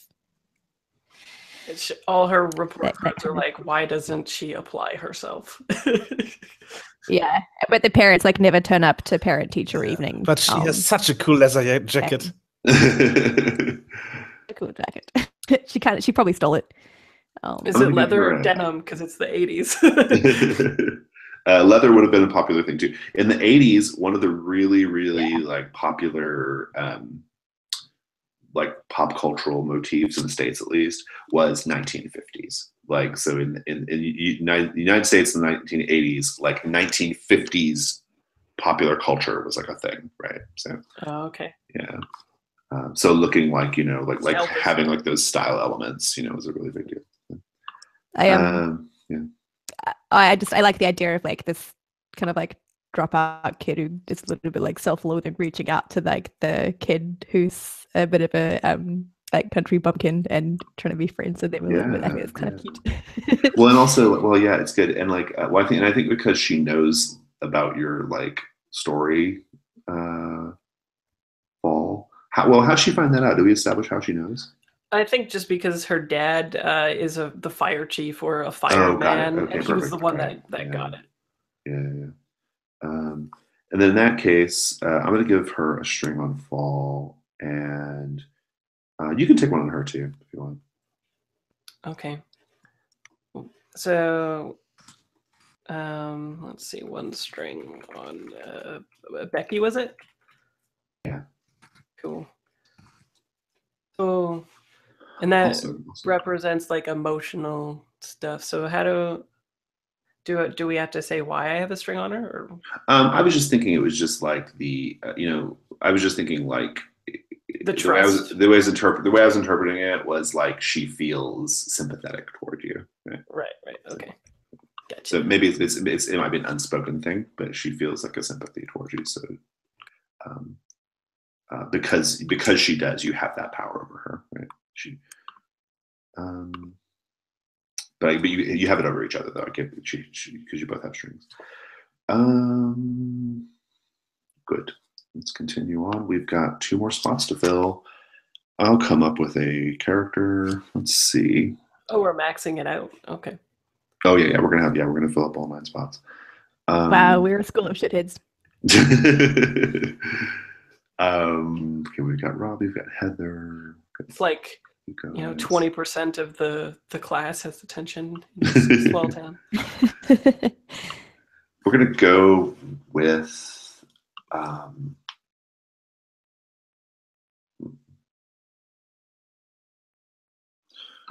we're going to go with Shay. S-H-E-A. And this is a boy Shay. That's a unisex name. And I think Shay is actually, I think he stands out, especially in the 80s. He stands, and in this rural place, he stands out as being like, I think he's like half Korean. Like I think he's like a half Korean, half white kid. I think his dad is like a military retiree. So he's like, I think his dad is like, his parents are much older than him, or his dad is at least, like much older, single dad situation, right? And I think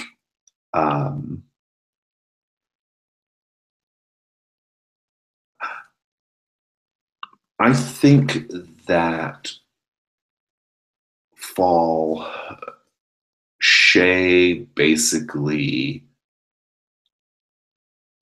I think Shay came out to you, which in 1983 would have been a huge deal, right? Like a really, like, especially because like this is right when AIDS was getting going, right? And all that stuff, Right, like, as a thing.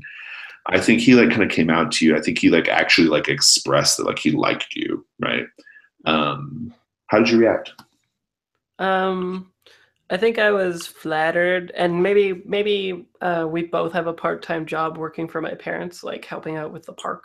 So maybe he told us then, and I think that I was flattered, but I don't think it went anywhere. But we're in that awkward phase of like still friends, right? Where it's like we can totally be friends even though one of us likes each other.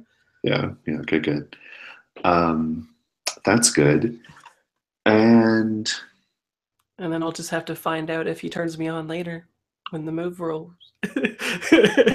And then, Adeline, I think your family has really specific, possibly unkind, but really specific ideas about people who are same-sex attracted, right? And they're specific in the sense that like they're not like human notions. They're like some weird snake idea. Think about what that might be. Oh, geez. Yeah. I want to really learn something about the serpentine, like the bizarre serpentine like culture or whatever, right? Oh, weird. Yeah, think about it for a minute. I don't need to answer right away. But... And so Shay should probably. This is going to be funny too. What? But I was just, all my characters are always bi, so this is going to be interesting. Yeah. Well, yeah. So I guess he'll have a string on me then for sure, right? No, I think you'll have a string on him because he likes you, right? You guys are friends, but he's the one who's like into you. Okay. Shay is S-H-A-Y? S-H-E-A. Yeah, okay. And last spot, if anybody has an idea for the last one, go ahead and just call it out. Yeah, do we need another muscle-bound testosterone guy to shift the scales? I feel like Robbie is that. Yeah. Anyway. Yeah. I was thinking that, or like the rich kid or something. Yeah, there should be a rich kid. Oh yeah. Of course. Really preppy guy who. Yeah, I'm really wear that outfit with the hat. Yeah, I'm good at playing like rich asshole. Yeah, the what is it like on Riverdale that those twins from the rich family, I can't remember, Gingers or something like that. It's probably not that, but yeah, the super rich kids that kind of run the town. Yeah. I'm gonna name this. Or do you have a name, Philip? Or I could come up with one. Because I think it's got to be something like. I was gonna say Chad, but we already have a rich kid, Chad, in Mainline Mercy Falls. So, yeah. Chad. Chad. So this can't be Chad Senior. Yeah, no, I guess it could. It could be Oh my god, Chad's possibly dad. Oh my god. Chad's dad. Yeah. I'm kind of here for that. It's got to be like Derek or something then, hey? Yeah, Derek is good. I like Chad Senior. I think he's going to be Chad. I think he's going to Chad be Chad. Senior? Oh, Yeah, he's okay. going to be Senior, but he's going to be called Chad. But like he is Chad's dad. I think. Yeah, he's not Chad Senior yet. Right. Yeah. Yeah. Oh my I God. think his son though, his son won't be born for like another. So his kid would have been 17 in 2017. So he would have had him fairly late in life, but it works. I think it works. All right. Yeah, like it's a third marriage kid. Yeah, exactly right. Yeah, exactly. Okay, well, so let's talk about Chad, the other Chad, who I suspect is a lot like the other Chad. The apples not falling from the tree and all that. He's a swim team guy. Oh, swim team. That's pretty good. I like swim team. Okay, so Chad is rich kid, captain of swim team. Right.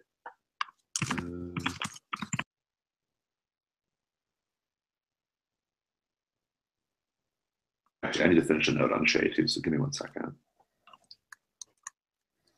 Yeah.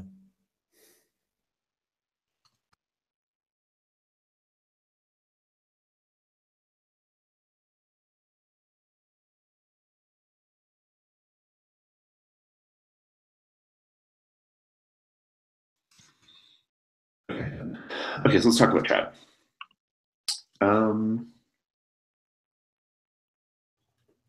Adeline.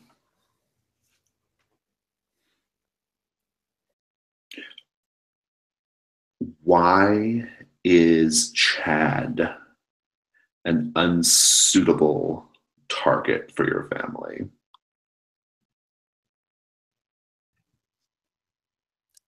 Sorry, is that to me? Yeah, to Adeline. Yeah. Why is Chad? Can you repeat that, please? Oh, sure. Yeah. Why is Chad an unsuitable target for your family? He's rich and he's like athletic, but like he's not a good fit for some reason.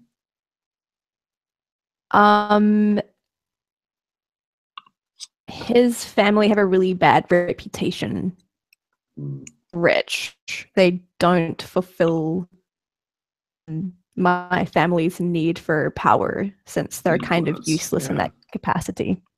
Okay, good.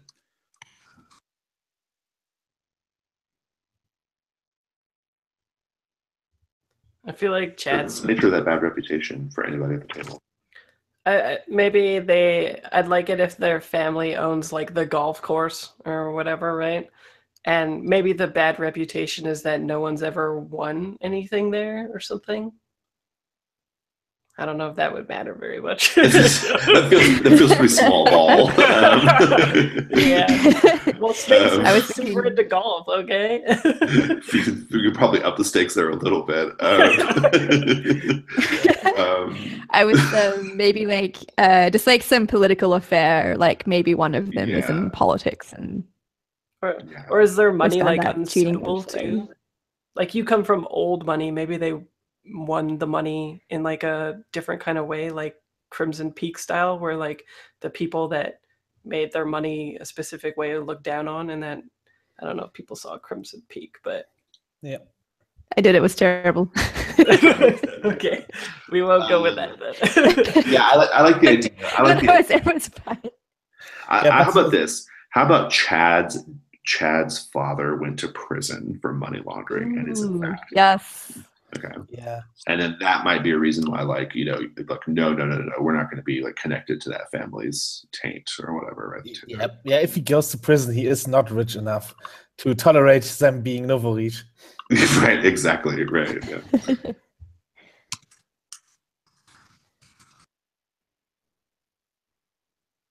That's good.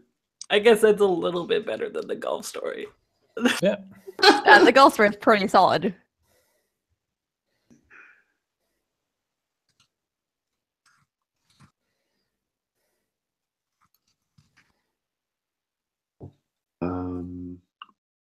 Good. Adam. why do you practically stalk Chad? Yeah, a popular, successful guy. So that might be something I should try to emulate. It's I don't know why he has success with what he is doing, but yeah, that's something I might. That's why I'm following him. Also, he is good looking and attractive, but that's just like I'm not realizing or admitting to myself that I'm attracted to him. It's just a look I could emulate and Right, yeah. appreciation, of course. Well, so I guess like, what's the weirdest or creepiest or most embarrassing thing you've done in trying to emulate Chad?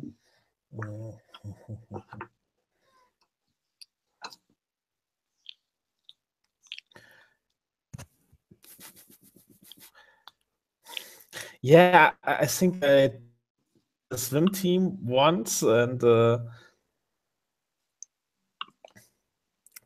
yeah, that was a bad idea. You joined the swim team, you said?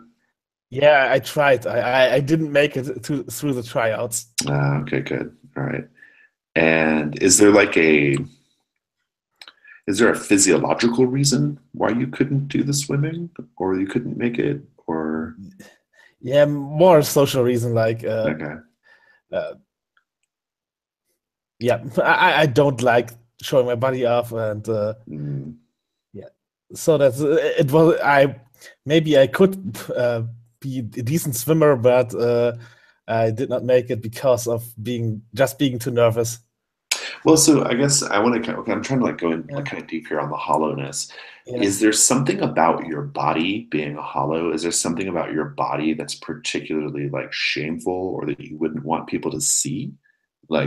Which is maybe why you also didn't want to take your pants off and stuff when you were doing track? I think there isn't anything wrong with it as such. Like maybe a bit too androgynous for some people's tastes, but otherwise, yeah, just usual scrawny teenage body, but not. But for me, I feel super awkward in it. So that's So the you're just reason really deeply just embarrassed about your body. Yeah, just dysphoric about my body. So that's why I'm not showing it off.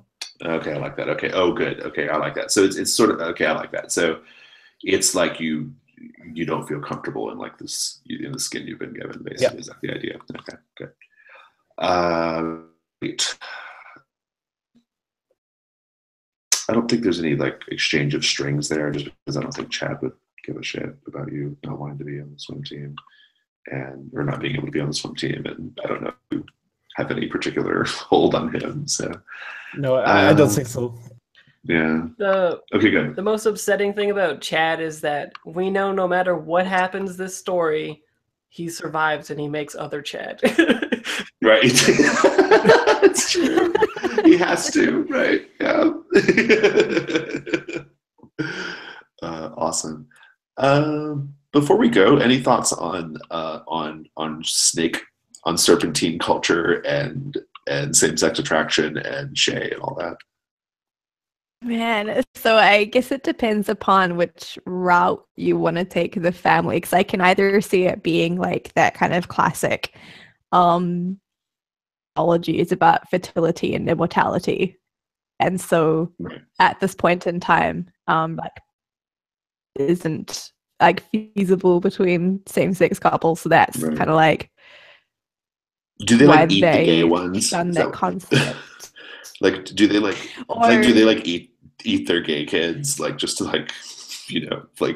to not have that, or do they, or alternatively, I was going to suggest, so I'm thinking for Uncle Nicholas, I'm thinking Uncle Nicholas is a sort of, I'm gonna call him a venomologist. I think he has pseudo supernatural kind of scientific aspirations and pursuits. It all has to do with serpentine chemical technology or whatever, right?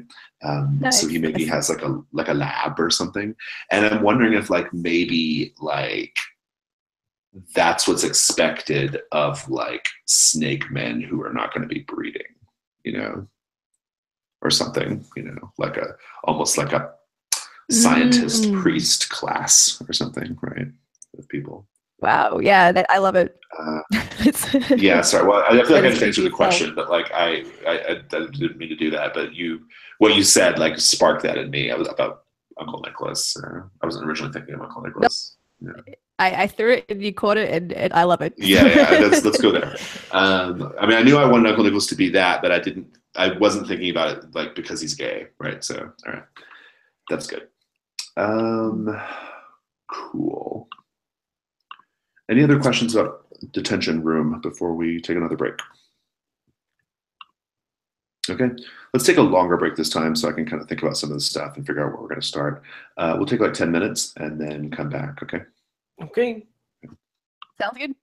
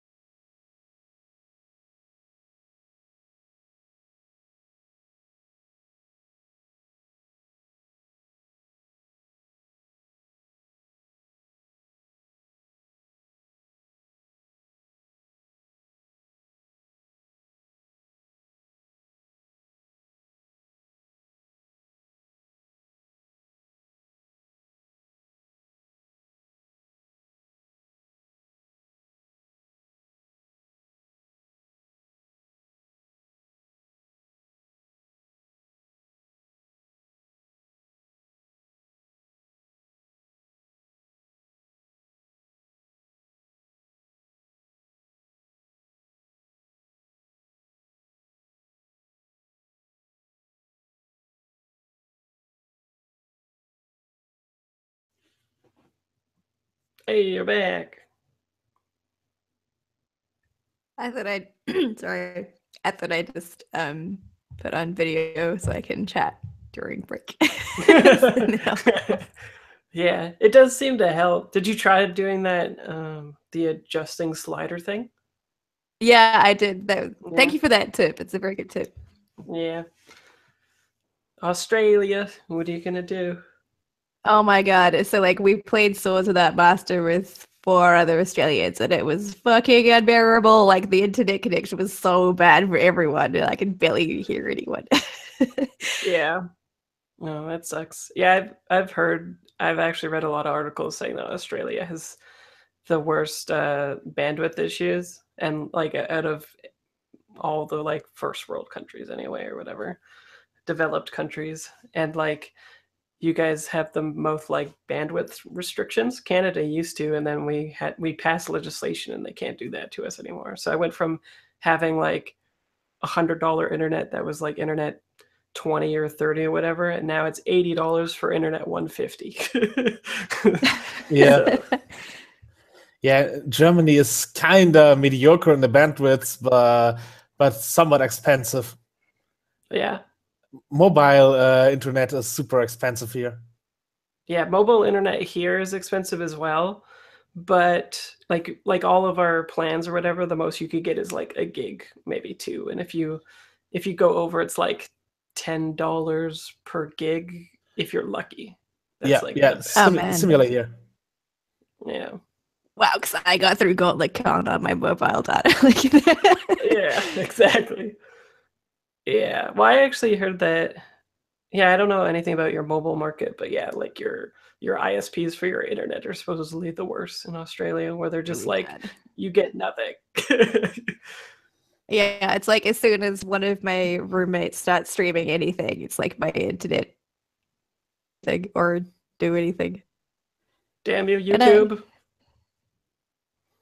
with like 3 other people, so it's like, yeah. I mean, maybe that's why getting up at 5 a.m. isn't the worst because at least the internet's okay at 5 in the morning. Oh, that's too bad. Settings, right? Sure. Yeah. Hmm. Oh man, Yeah. I'm excited to see how all of this pans out, though. Yeah, your family and that question made me think of that snake in mythology, the snake that eats itself or whatever, the continuous snake. Can't remember Yeah, what it's that called. was what I had in mind as well. Yeah. Mhm. Yeah, I'm excited for all of this. This is all Yeah. good. This is all very good. But only Hopefully- Adam gets to play fictional D&D or fictional Dark Eye. Yeah, with I know. yeah, playing a game with one of the designers where like or the parody of it where no other person knows about the game should be fun. Yeah, exactly. You could just even make shit up, and we'd be like, Yeah. "Yep, Yeah. sounds Sounds legit." about right. Yeah. Sure, I'm saying yes. Yeah, I'm going to allow it. Yeah. I'm going to allow. Yeah, that's a good one. The thing that becomes known at the end of the session is that actually we're all like side characters in the narrative that is actually Chad's life because he's the real protagonist. Yeah. Oh, that is so and probably accurate. Yeah, we would be side characters in someone would come and protect us in a regular high school movie, like Yeah. well, someone has to stand up for these outcast guys, and we would be the second row outcasts. Yeah, the real story is Chad's story, but then our story is like somebody wrote a fan fiction about it. They're like, well, Yeah. maybe they're all monsters, and this is crazy because Chad is boring. Yeah, we are the two. I always like the outsiders better. Yeah. Fan Man, I fiction haven't- someone wrote on their Tumblr in 2015.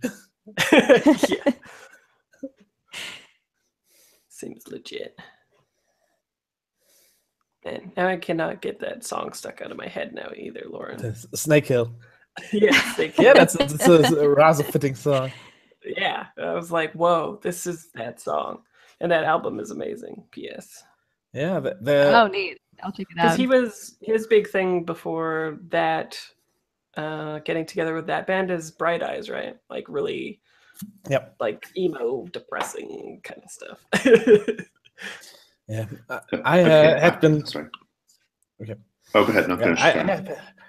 I had been listening to the Hazards musical before before I got on here, Nice. which is also like a fan fiction thing about an 80s property. Mhm. So I've added some pictures to the image board if you guys want to pop that open. Oh, sweet.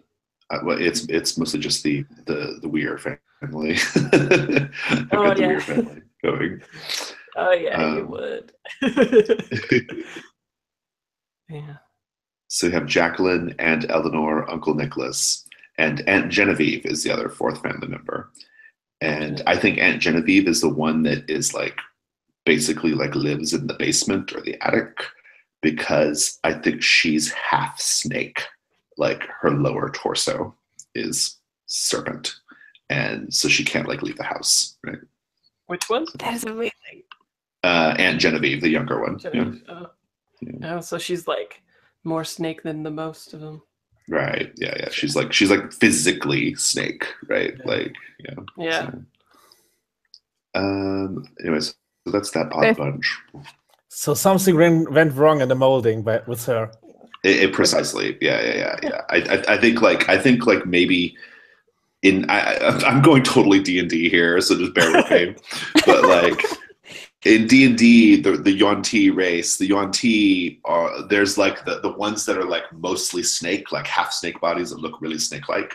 They're called abominations, but it's not a pejorative. Like they're called abominations, like as a way of like respect. It's like you're most snake, so it's good to be an abomination. But I think like maybe in this context that was like ancient times. So in ancient times, Aunt Genevieve would have been like, like a goddess or like a queen, right? But now she lives in the attic. So, I love that. Super inconvenient. Yeah. But on the upside, if she needs to hit on someone, she can always say, "Mind if I slither in?" Oh, that was so bad. The only upside. So how Adeline feels about this. I feel like she's fine with her weird family, and this is normal. And I had another idea too, for one more last idea about the Weirs. So in our setting, in games, particularly Cthulhu Dark, we've established that there was this in the second and third session of Cthulhu Dark, History of Mercy Falls. We established that there was like this hotel and bar called the Egyptian Palace. I worked at it. Oh right, yeah. So there was the Egyptian Palace, and there was the saloon that your first character worked at, and I think maybe that eventually became the Egyptian Palace, like hotel and bar. And in present day Mercy Falls, it's like a museum of like the town. But I'm thinking that like I love the idea of your family bought it on the cheap, because it does have like a really sordid history. They bought it on the cheap, and they still operate the bar part, and then they just use the rooms at the hotel part as where the family lives. And so like each family member has their own room, right? And so I kind of like that idea of like each family member having their own like space, right? Nice. So the hotel part's not open to the public, but is it like house plus the hotel, or is it like the hotel? I think the hotel is the house. Yeah, like I think they like live in the rooms of the hotel, right? And that's closed to the public. Like that's not a hotel anymore. Like as far as like a business, but the bar I think is still open. I like the idea of like Jacqueline still runs the bar. So bites are cheap on Tuesdays. Right, exactly. Yeah, precisely. So good. I'm sure we'll have no shortage of snake-based puns. And I think like I'm imagining Eleanor and Nicholas being like the really like old line, like mystical part of the lineage, right? And Jacqueline's the practical leader. And then I think Aunt Genevieve is like sweet, but an abomination. And so, yeah. And you are the I love this family. and you are the foot soldier. I want to hug all of them. Maybe not. We'll see. We'll see. Cool. So I just want to get them on the table and established because they're such an important part of the Serpentine playbook. So, okay, good. And then we can just keep adding pictures as we find things, come up with as we encounter characters.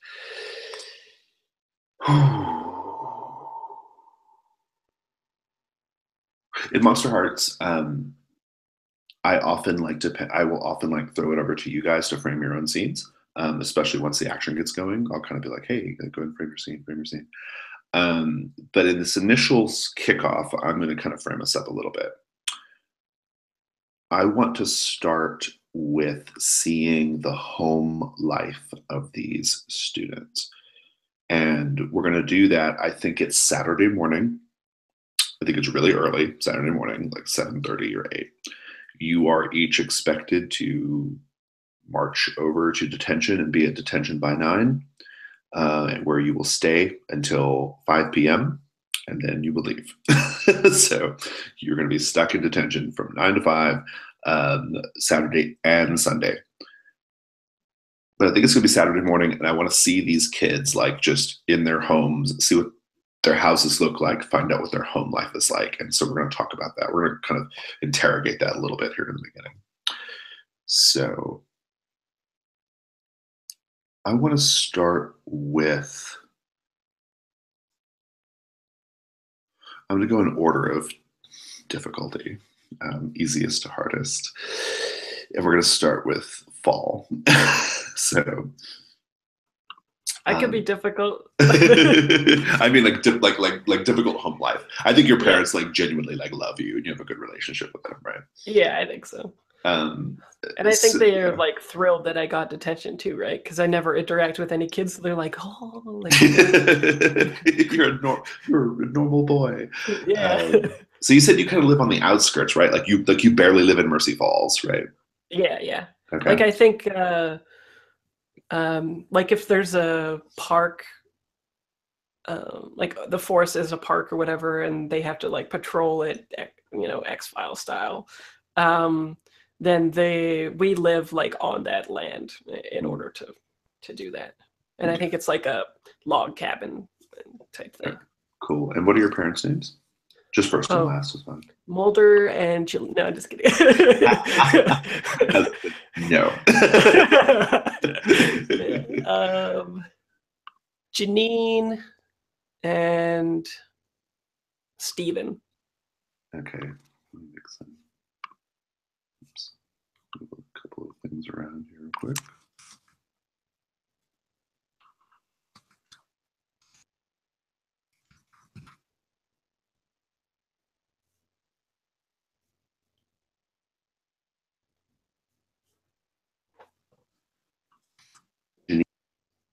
Yeah, is that 80s enough?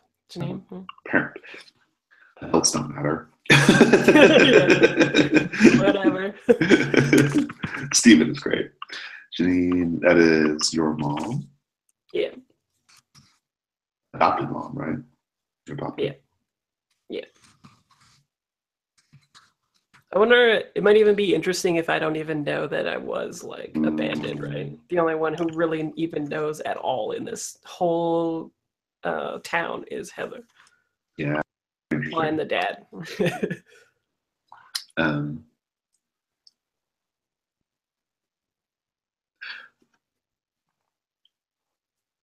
As we go into, I think you guys have a house there on the land, right?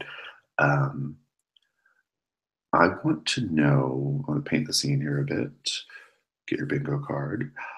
I want to know what we see, this is for everybody, what we see that in the house that shows just how much Janine and Stephen love fall. Like what, just something we would see as the camera pans around the room that shows that like they really love their son. Whoever wants to go first. I think that we have the really bad family Christmas sweater pictures. Nice. We definitely win it every year. Good, awesome. Philip, what do you think? Oh, pardon? Oh, just whoever else wants to go next. Oh, I think along with that, I love the idea of a picture of fall like swaddled in like as a baby and from like the day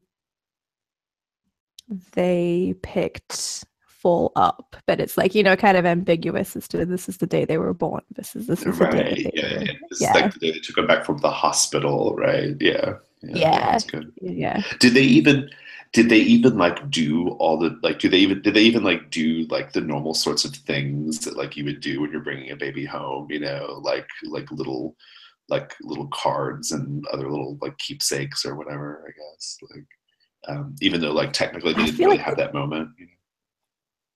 I feel like they definitely did. Awesome. Philip, what do we see? Yep, I think they have let false things like take over their house. They don't. So like a lot of rooms look like his room, or there's at least some of his stuff scattered there, and they don't. So yeah, they give him a lot of room. Yeah, nice. That's good. And also, I think, is it fair to say, Fall, that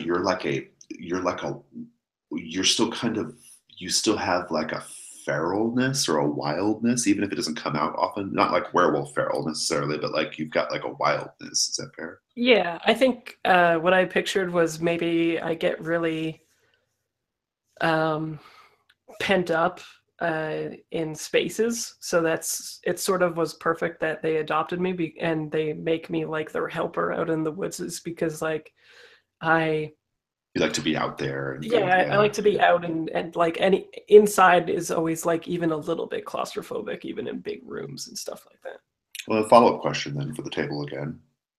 What do we see that shows us that maybe you wouldn't notice it like necessarily like right away, but like an astute observer might, what would you see that like shows that in the house that fall is like a wild creature, right?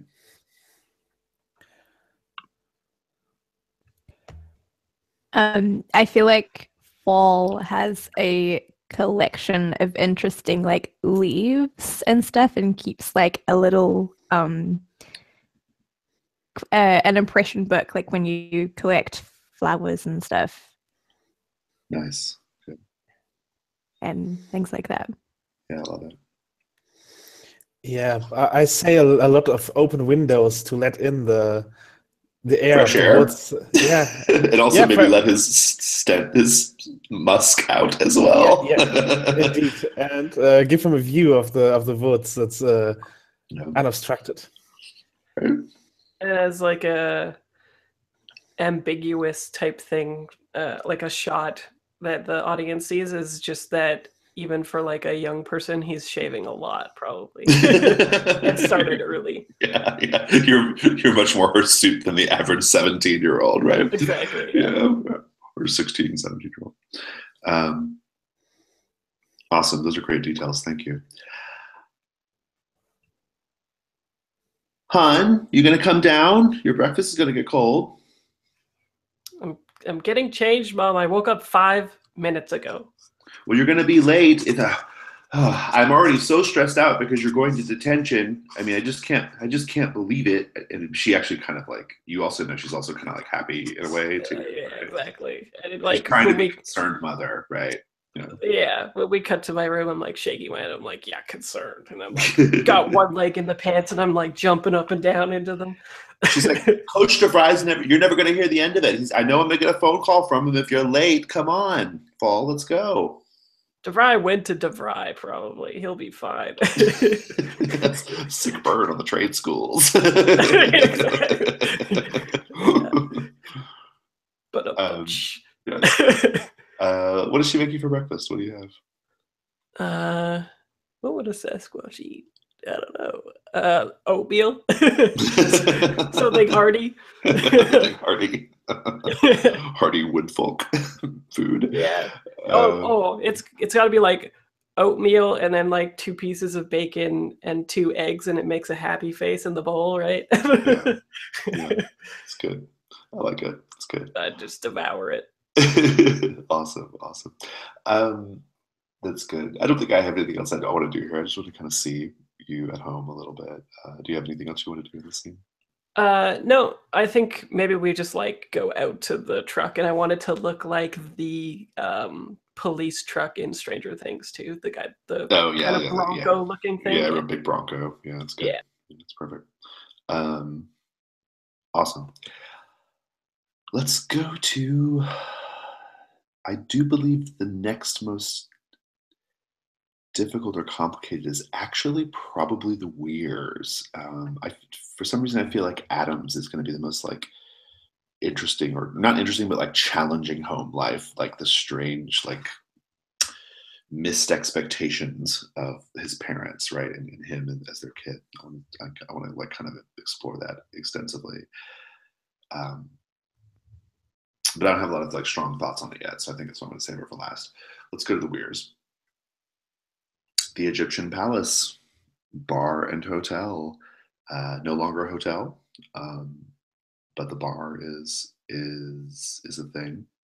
It's called the Egyptian Palace. This is established in our fiction. It's called the Egyptian Palace because it actually, the main bar area has like a really heavy, like schlocky, like Egyptian motif, right? Like there's all kinds of like Egyptian stuff, like kind of tacky, kind of look, in it.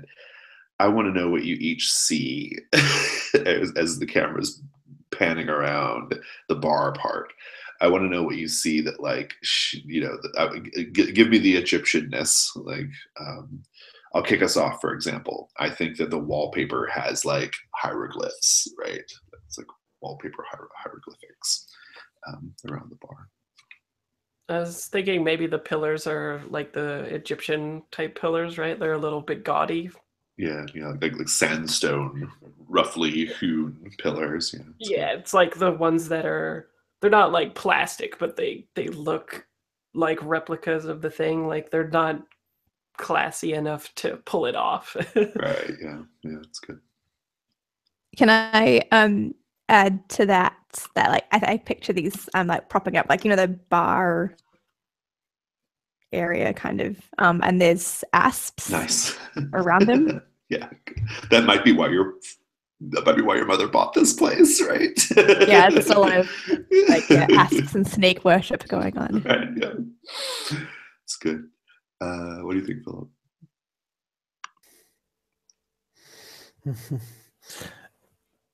So when was this hotel established? This would have been built like in the I think it was built in like the 40s or 50s.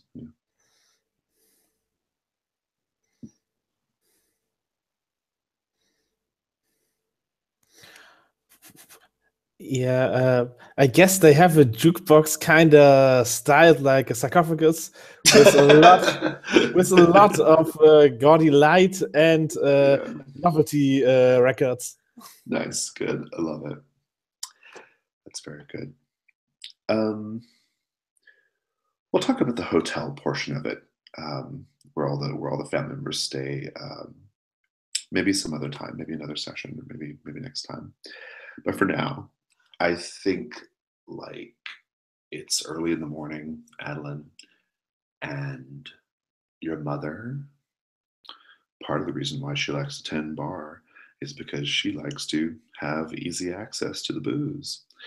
And I think, like, as you enter the scene, like, you'll see Jacqueline already at the bar. She's already poured herself a drink. It's 8 in the morning, maybe 8:30.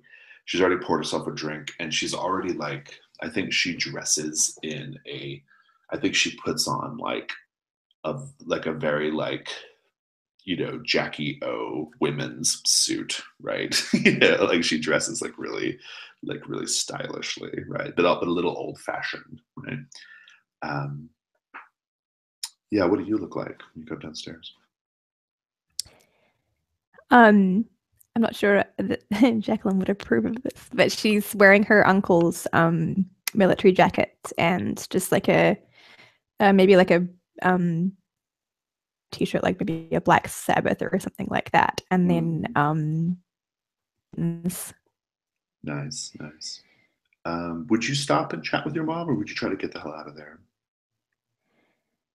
I think she would feel obligated to good morning to her mother and maybe give her like one of those passive aggressive, judgmental looks, because I feel like her family is powered on passive aggression. Yeah, probably, almost certainly, right?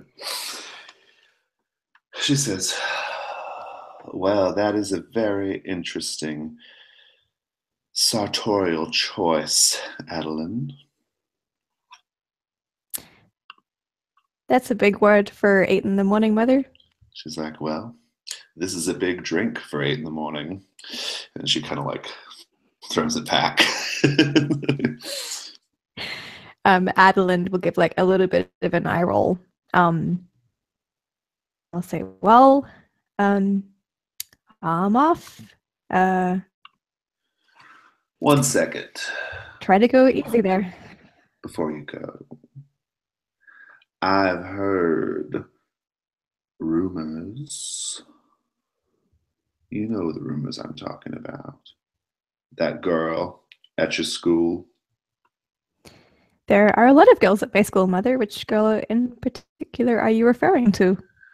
The girl at your school who knows that I haven't always looked like this.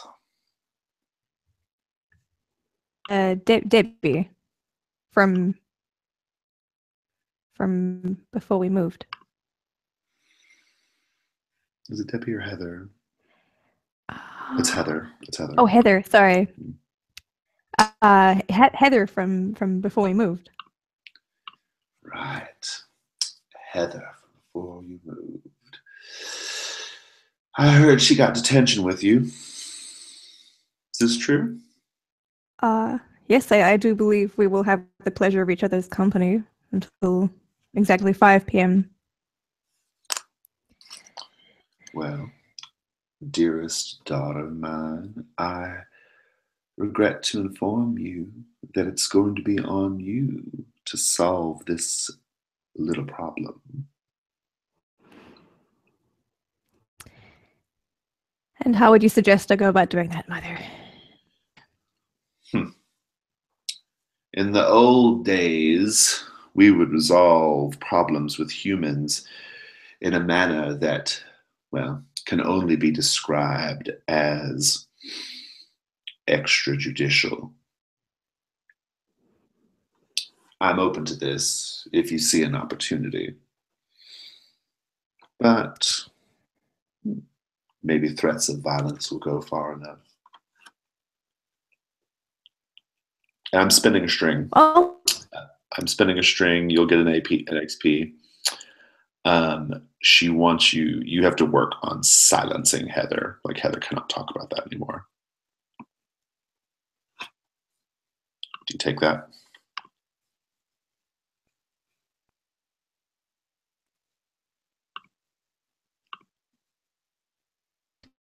Oh, you're breaking up. Would it please you, dear Mother? Yeah. Then I would Heather. That's... Say it one more time, Lauren. You broke up a little bit.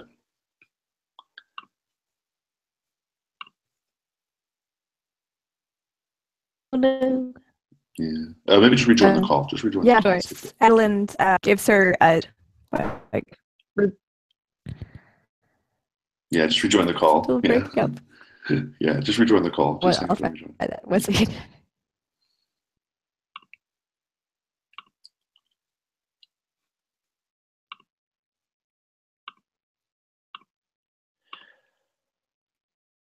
Are you still there? Ah, there we go. Double Lord all the way. Is it still Yeah, terrible? we can hear you fine now. Okay, good. Yeah, so sorry, just your response to her then. Adeline gives one of those like slanted, I'm not too happy with this kind of frowns, and sort of like dips a little bit into her shoulders and says, "Yep, do mother, but please do take care of yourself in the meantime." She's like, you're a very, very good daughter. There may be hope for our family after all. If you do end up killing her, I'm sure your Aunt Eleanor would love for you to bring back some of her hair.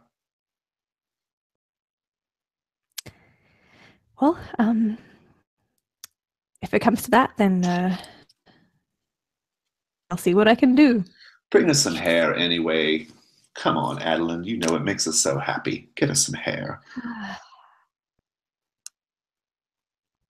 Very well, mother. I will get some hair for Aunt Eleanor.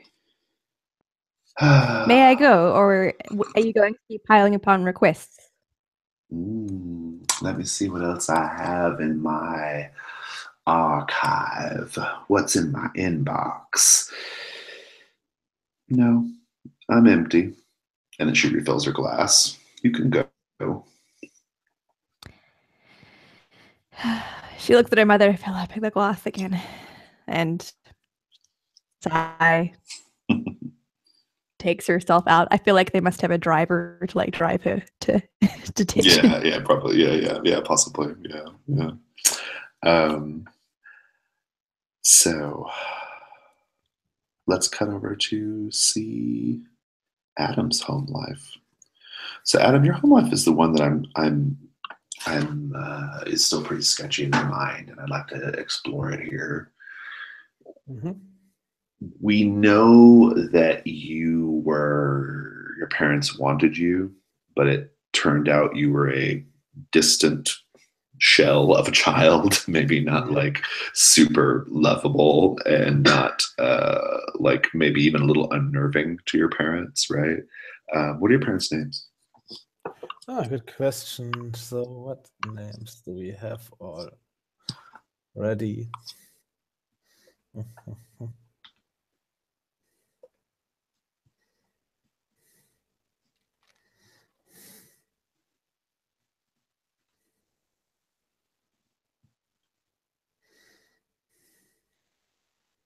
I can come up with some too.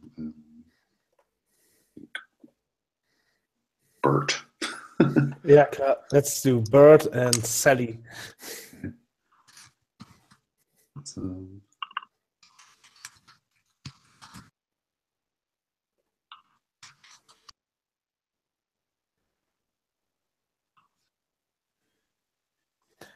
they are both my father. I'm sorry, what did you say? So they are both my father. Oh. I think it autofilled. Hold on. Or Yeah. I don't know what it did.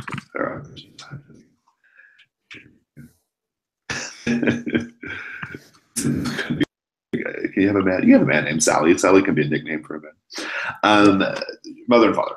How would you describe your relationship with Bert and Sally? Yeah, I guess distant. Like both from both sides. Like I can't make the connection even if I might want to, and stressed out by their interactions. And they are kind of, I already said bias, regret, and maybe a bit disappointed how all this turned out after a few years. Yeah. How sad. As the camera swings into Adam's house, I think you have a house I think that there are there are a number of like little small tiny neighborhoods that are kind of like clustered around, like like the main area of the main drag of Mercy Falls. And so these are like little cul-de-sacs with little houses that kind of, they're kind of up in a hill or whatever, right? Lots of tree cover. And so as we kind of go into your house, in your room specifically, I would like to know what we all see. This is for everybody. What we see that shows that Adam doesn't really have an identity of his own. Maybe there's like a mosaic of pictures of other people. No like selfies or anything like that, especially since it's the 80s, right? Right. Lots of like Polaroids of other people, right? Yeah. It's like a crime board, but not of like death, right? I like that. So Adam tracks like people like via string and Polaroids and a cork board. Yeah, that's pretty good. I like that. Yeah. Okay. Yeah. We do that. What else do we see?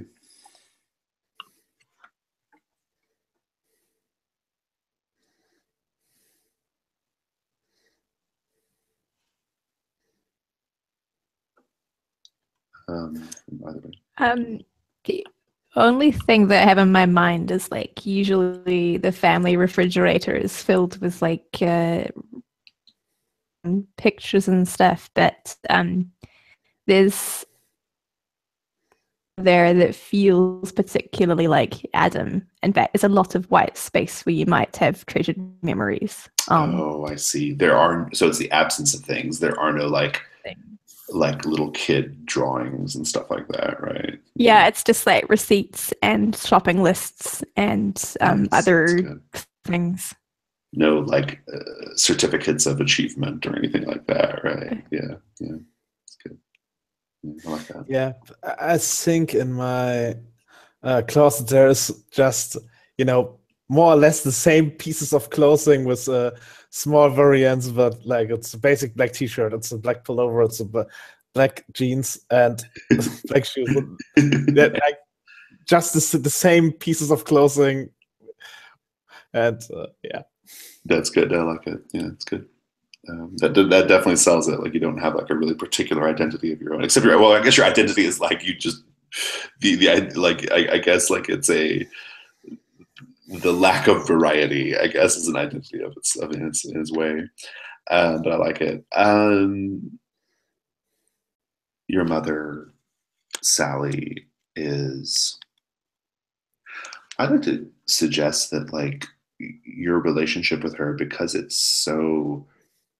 there's this distance and this sort of like disappointment. I think it's probably affected Sally like in a really, really negative way, right? I think she probably is medicated a lot. She probably has like either some kind of like bipolar disorder or some kind of like depressive disorder. And I think that the thing she needs, right, to some degree, is for you to be whole, right, or for you to be like the son that they, like maybe she's too far gone as far as like her emotions go and vis-a-vis you, but like I think it's something she needs, and you don't even have like you might sense it, like do you sense it? Do you sense that like that gulf between you is a problem for her? I know she's sad a lot, but yeah, it's not like I'm not sure I realize the cause. Yeah.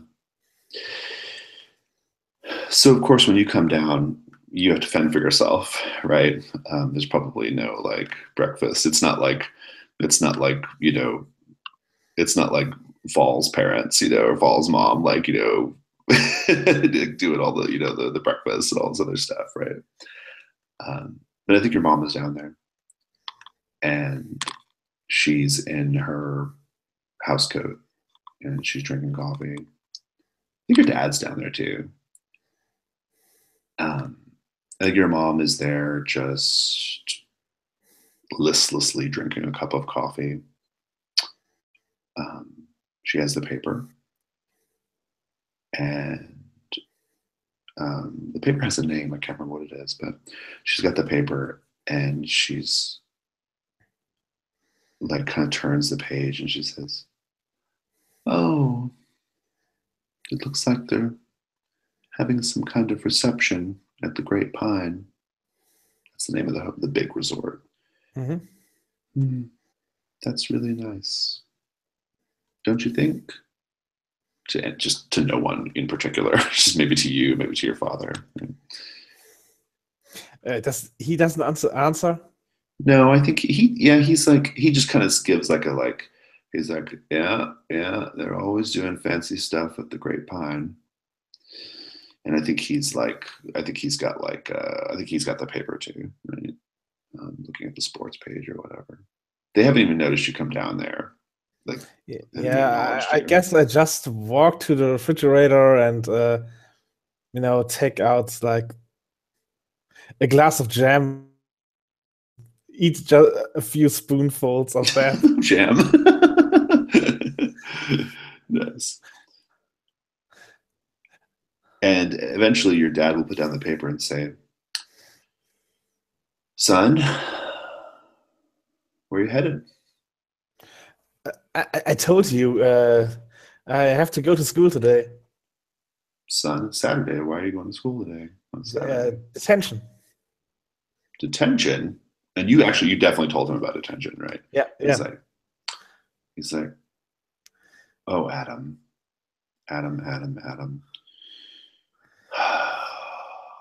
What are we going to do with you?"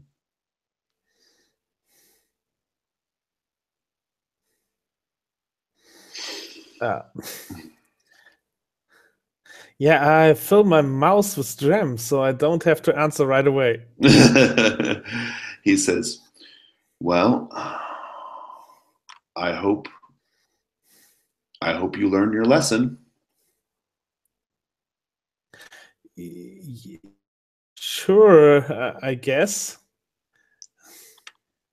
And then your mother says, "Oh, Adam, I didn't see you come down."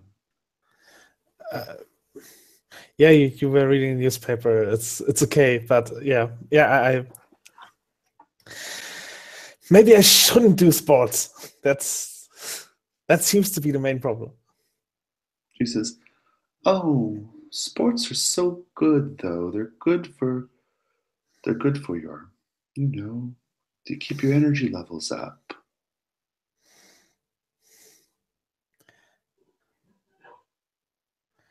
Yeah. That's a really bad thing when you let your energy levels fall, son. Gotta keep it up, or life will just run right over you. Yeah, I guess. I guess that's true. I should keep my energy levels up. Honey, where are you going? I'm going to school. Detention. That's why we are talking about energy levels. Detention? Oh my goodness! And then she kind of like, she just like kind of shakes her head, like, "Oh my gosh!" And she kind of like breathes really heavy. She's looking down at her like food, or coffee. And she says, "Well, just let us know if you need anything." No, it's fine. I just need to get there on time.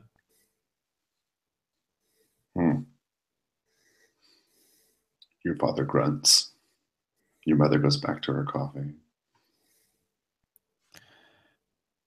Yeah, I just I just put the gem on the counter and give both of them a glance, and then I walk out of the door. Okay, good. I'd like to give you a condition based off how that went. A condition, yeah. Yeah, I'm going to give you a condition. Interestingly enough, I'm going to give you the condition unnoticed, which is something that Fall actively does, but which in this case, maybe you've earned your unnoticed condition from many years of mutual disinterest between you and your parents. So We have a condition field. It is, yeah, it's right under the stats. Yeah. As you leave, they're like, "Where's he going again?" Right. Yeah. No. Yeah, my heart goes out to Adam, but it was played very well. Yeah. Yeah, it was a pretty yeah, I feel bad for Adam. I weirdly don't feel bad for Adelind. Neither do I. Yeah, because her storyline is pulp horror and mine is drama. Yeah, exactly. Right. Yeah, precisely. Good. We've only got 10 minutes left, so I guess what we'll do is I want to have the scene with you guys for now. I think that Coach DeVry is there when you I think you're probably like the first three to arrive for whatever reason, and Coach DeVry is there checking people in, right? Like sign in, you go, you sign in, and if you try to go to the like far back of the room, he's like like it kind of moves you, to a closer seat, right? And fine, if I can't sit in the back, then I will sit just here and I walk straight to the middle of the room. And he's there and he's just kind of like, I tell you what, I do not want to be here on a Saturday with all of you. This is not what I had in mind. Yeah, well, you are the one who invited us. So I did. Well, I'll give instructions once everybody else gets here. And the three of you can chit-chat or have a scene if you want. So, what would you do, Adelind? I feel like Adelind wouldn't say anything. Should take her seat quietly, but then should try and like steal glances over her shoulder at Fall, because like maybe like a little weird crush on Fall, but she's in like the worst spot to like indulge it. Yeah, you have to like crane your neck, so it's it's hard to get Yeah, away so with. it's like very obvious. Surreptitiously, Yeah. Paul, what are you doing? I think it would be interesting if she was trying to steal glances at me. I have my head positioned in such a way that I could be directly staring at her or not because of the glasses. And maybe that would be icebreaker. I'm not sure. Yeah, possibly. Let's look at the move. Let's see if it makes sense. Icebreaker. You radiate so much awkwardness that it affects those around you. So I think you basically ask these questions out of character, and then Adelind would blurt it out in character. Yeah, I think so. And like the only thing that's a little confusing about it is if you want to ask another question in the same scene, first answer that earlier question yourself. So it'd be like me blurting out an answer to one of these posed to me in order to get them to say something else, or am I trying to answer for them? No. Like they answer the question, you answer the question, then you get to ask another one. Yeah, and I think I think what it's trying to emulate there is like just weird, awkward conversations, right? Like weird, stilted, awkward conversations. Like I think like the pretext for getting that conversation going might be you just staring at Adelind like a weirdo with your sunglasses on, and then once the conversation gets going, then you can blurt out and stumble and say weird things to each other. But Adelind, like when you see Fall, like just kind of staring. What are you doing? Her cheeks go like quite red. She like glances back down at her table again with that face of like, oh my god, he's looking at me. And then she waits for 3 seconds. And then she like tries to steal another glance to see if he's still looking. And then, yep, he's still looking. So then she goes even redder. Coach DeVry, like kind of leaning up against the desk at the head of the room there, is kind of seeing this little transaction between the two of you. And he calls back to Fall. He's like, well, Romeo, like, why don't you go ahead and just make your move? It's pretty obvious. Nice. I think, yeah, if he's super awkward, I think that what I would do then maybe is stand up, grab my chair by the back, and then drag it like grinding across the whole room, and then put it like That so feels that like we such were sitting at the same. a breakfast club thing to do. Yeah, and I drag it up to like her desk, and then sit right beside her, and then just like and then just look directly at the DeVry instead of her. Subtle, he says, real subtle. You see Adeline, like as you get closer physically, like closer you get. So she's kind of like in her shoulders again, very actively staring at her desk. So is that awkward enough? Well, so ask your question. We'll see how it goes. I think what I'd want to know most is, what do you wish I'd do?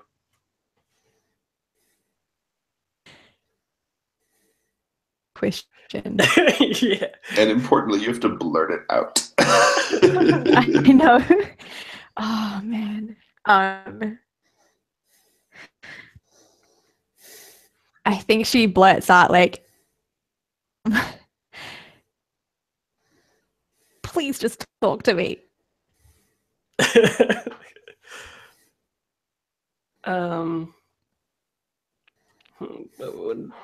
What do I know about you? Do I have strings on you, by the way?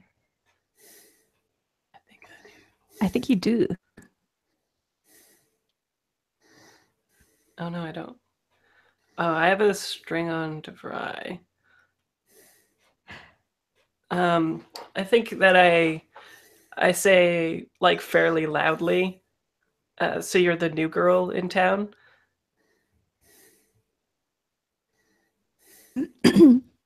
And then she'll like a little squeak like, yeah, I'm the new girl in town.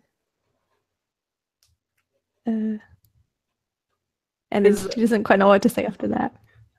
Is it possible to use this interaction to shut down DeVry?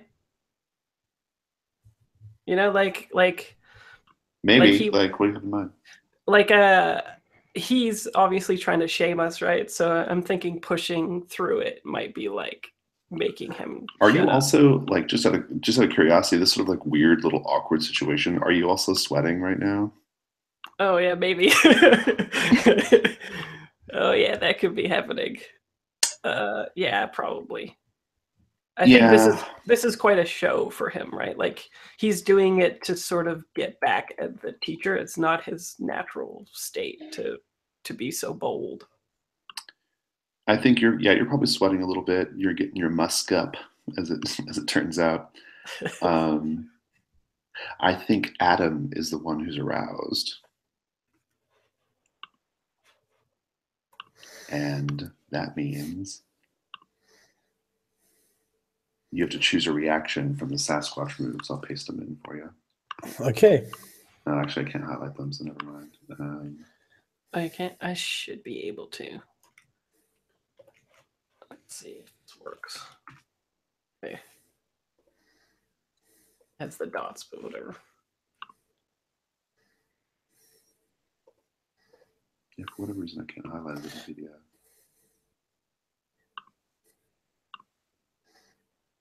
There we go. Yeah. So which of those do you choose? How do you react after you were aroused? That's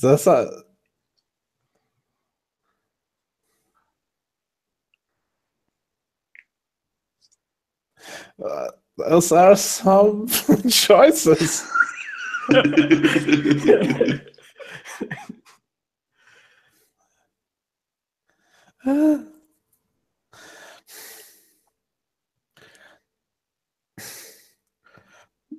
The first one would be so weird. Like, what would you even say? In this situation. It's not real good. Is that new Old Spice? I think no matter what you say, that's the end of the session. So the scene will cut. Famous last words.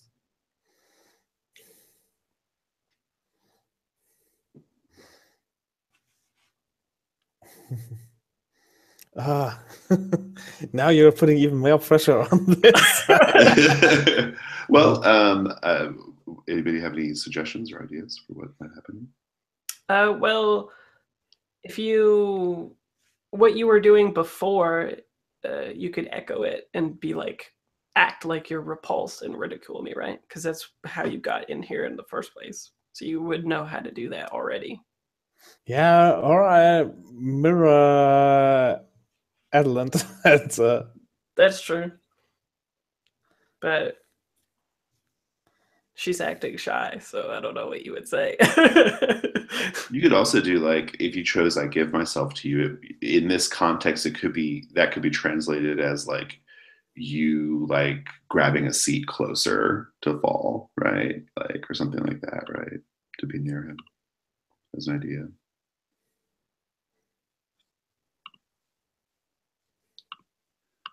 But we can pick up with that. Yeah, think about it, because I feel like this is an important moment. I feel like it's going to have a big bearing on the relationship between Fall and Adam, the way that Adam reacts to your musk right now. So we can pick it up next week, or if you have any ideas. Yeah, no, I kind of, I noticed the smell, and I have been following Adeline's eye line wherever she was looking. I was looking too, like subconsciously mirroring it, and yeah, now smelling it, I kind of intuitively I sat down with my legs crossed, and now I realized that and put my feet straight next to another and straighten my my pullover, and then yeah, those are some really cool glasses you're wearing. Like the first thing I noticed about him. And scene. Awesome. Okay, that was really fun. We can do Discord. That was so awkward. We could do debrief on Discord here in a minute. Yep. But Sure. I'll go ahead and stop this.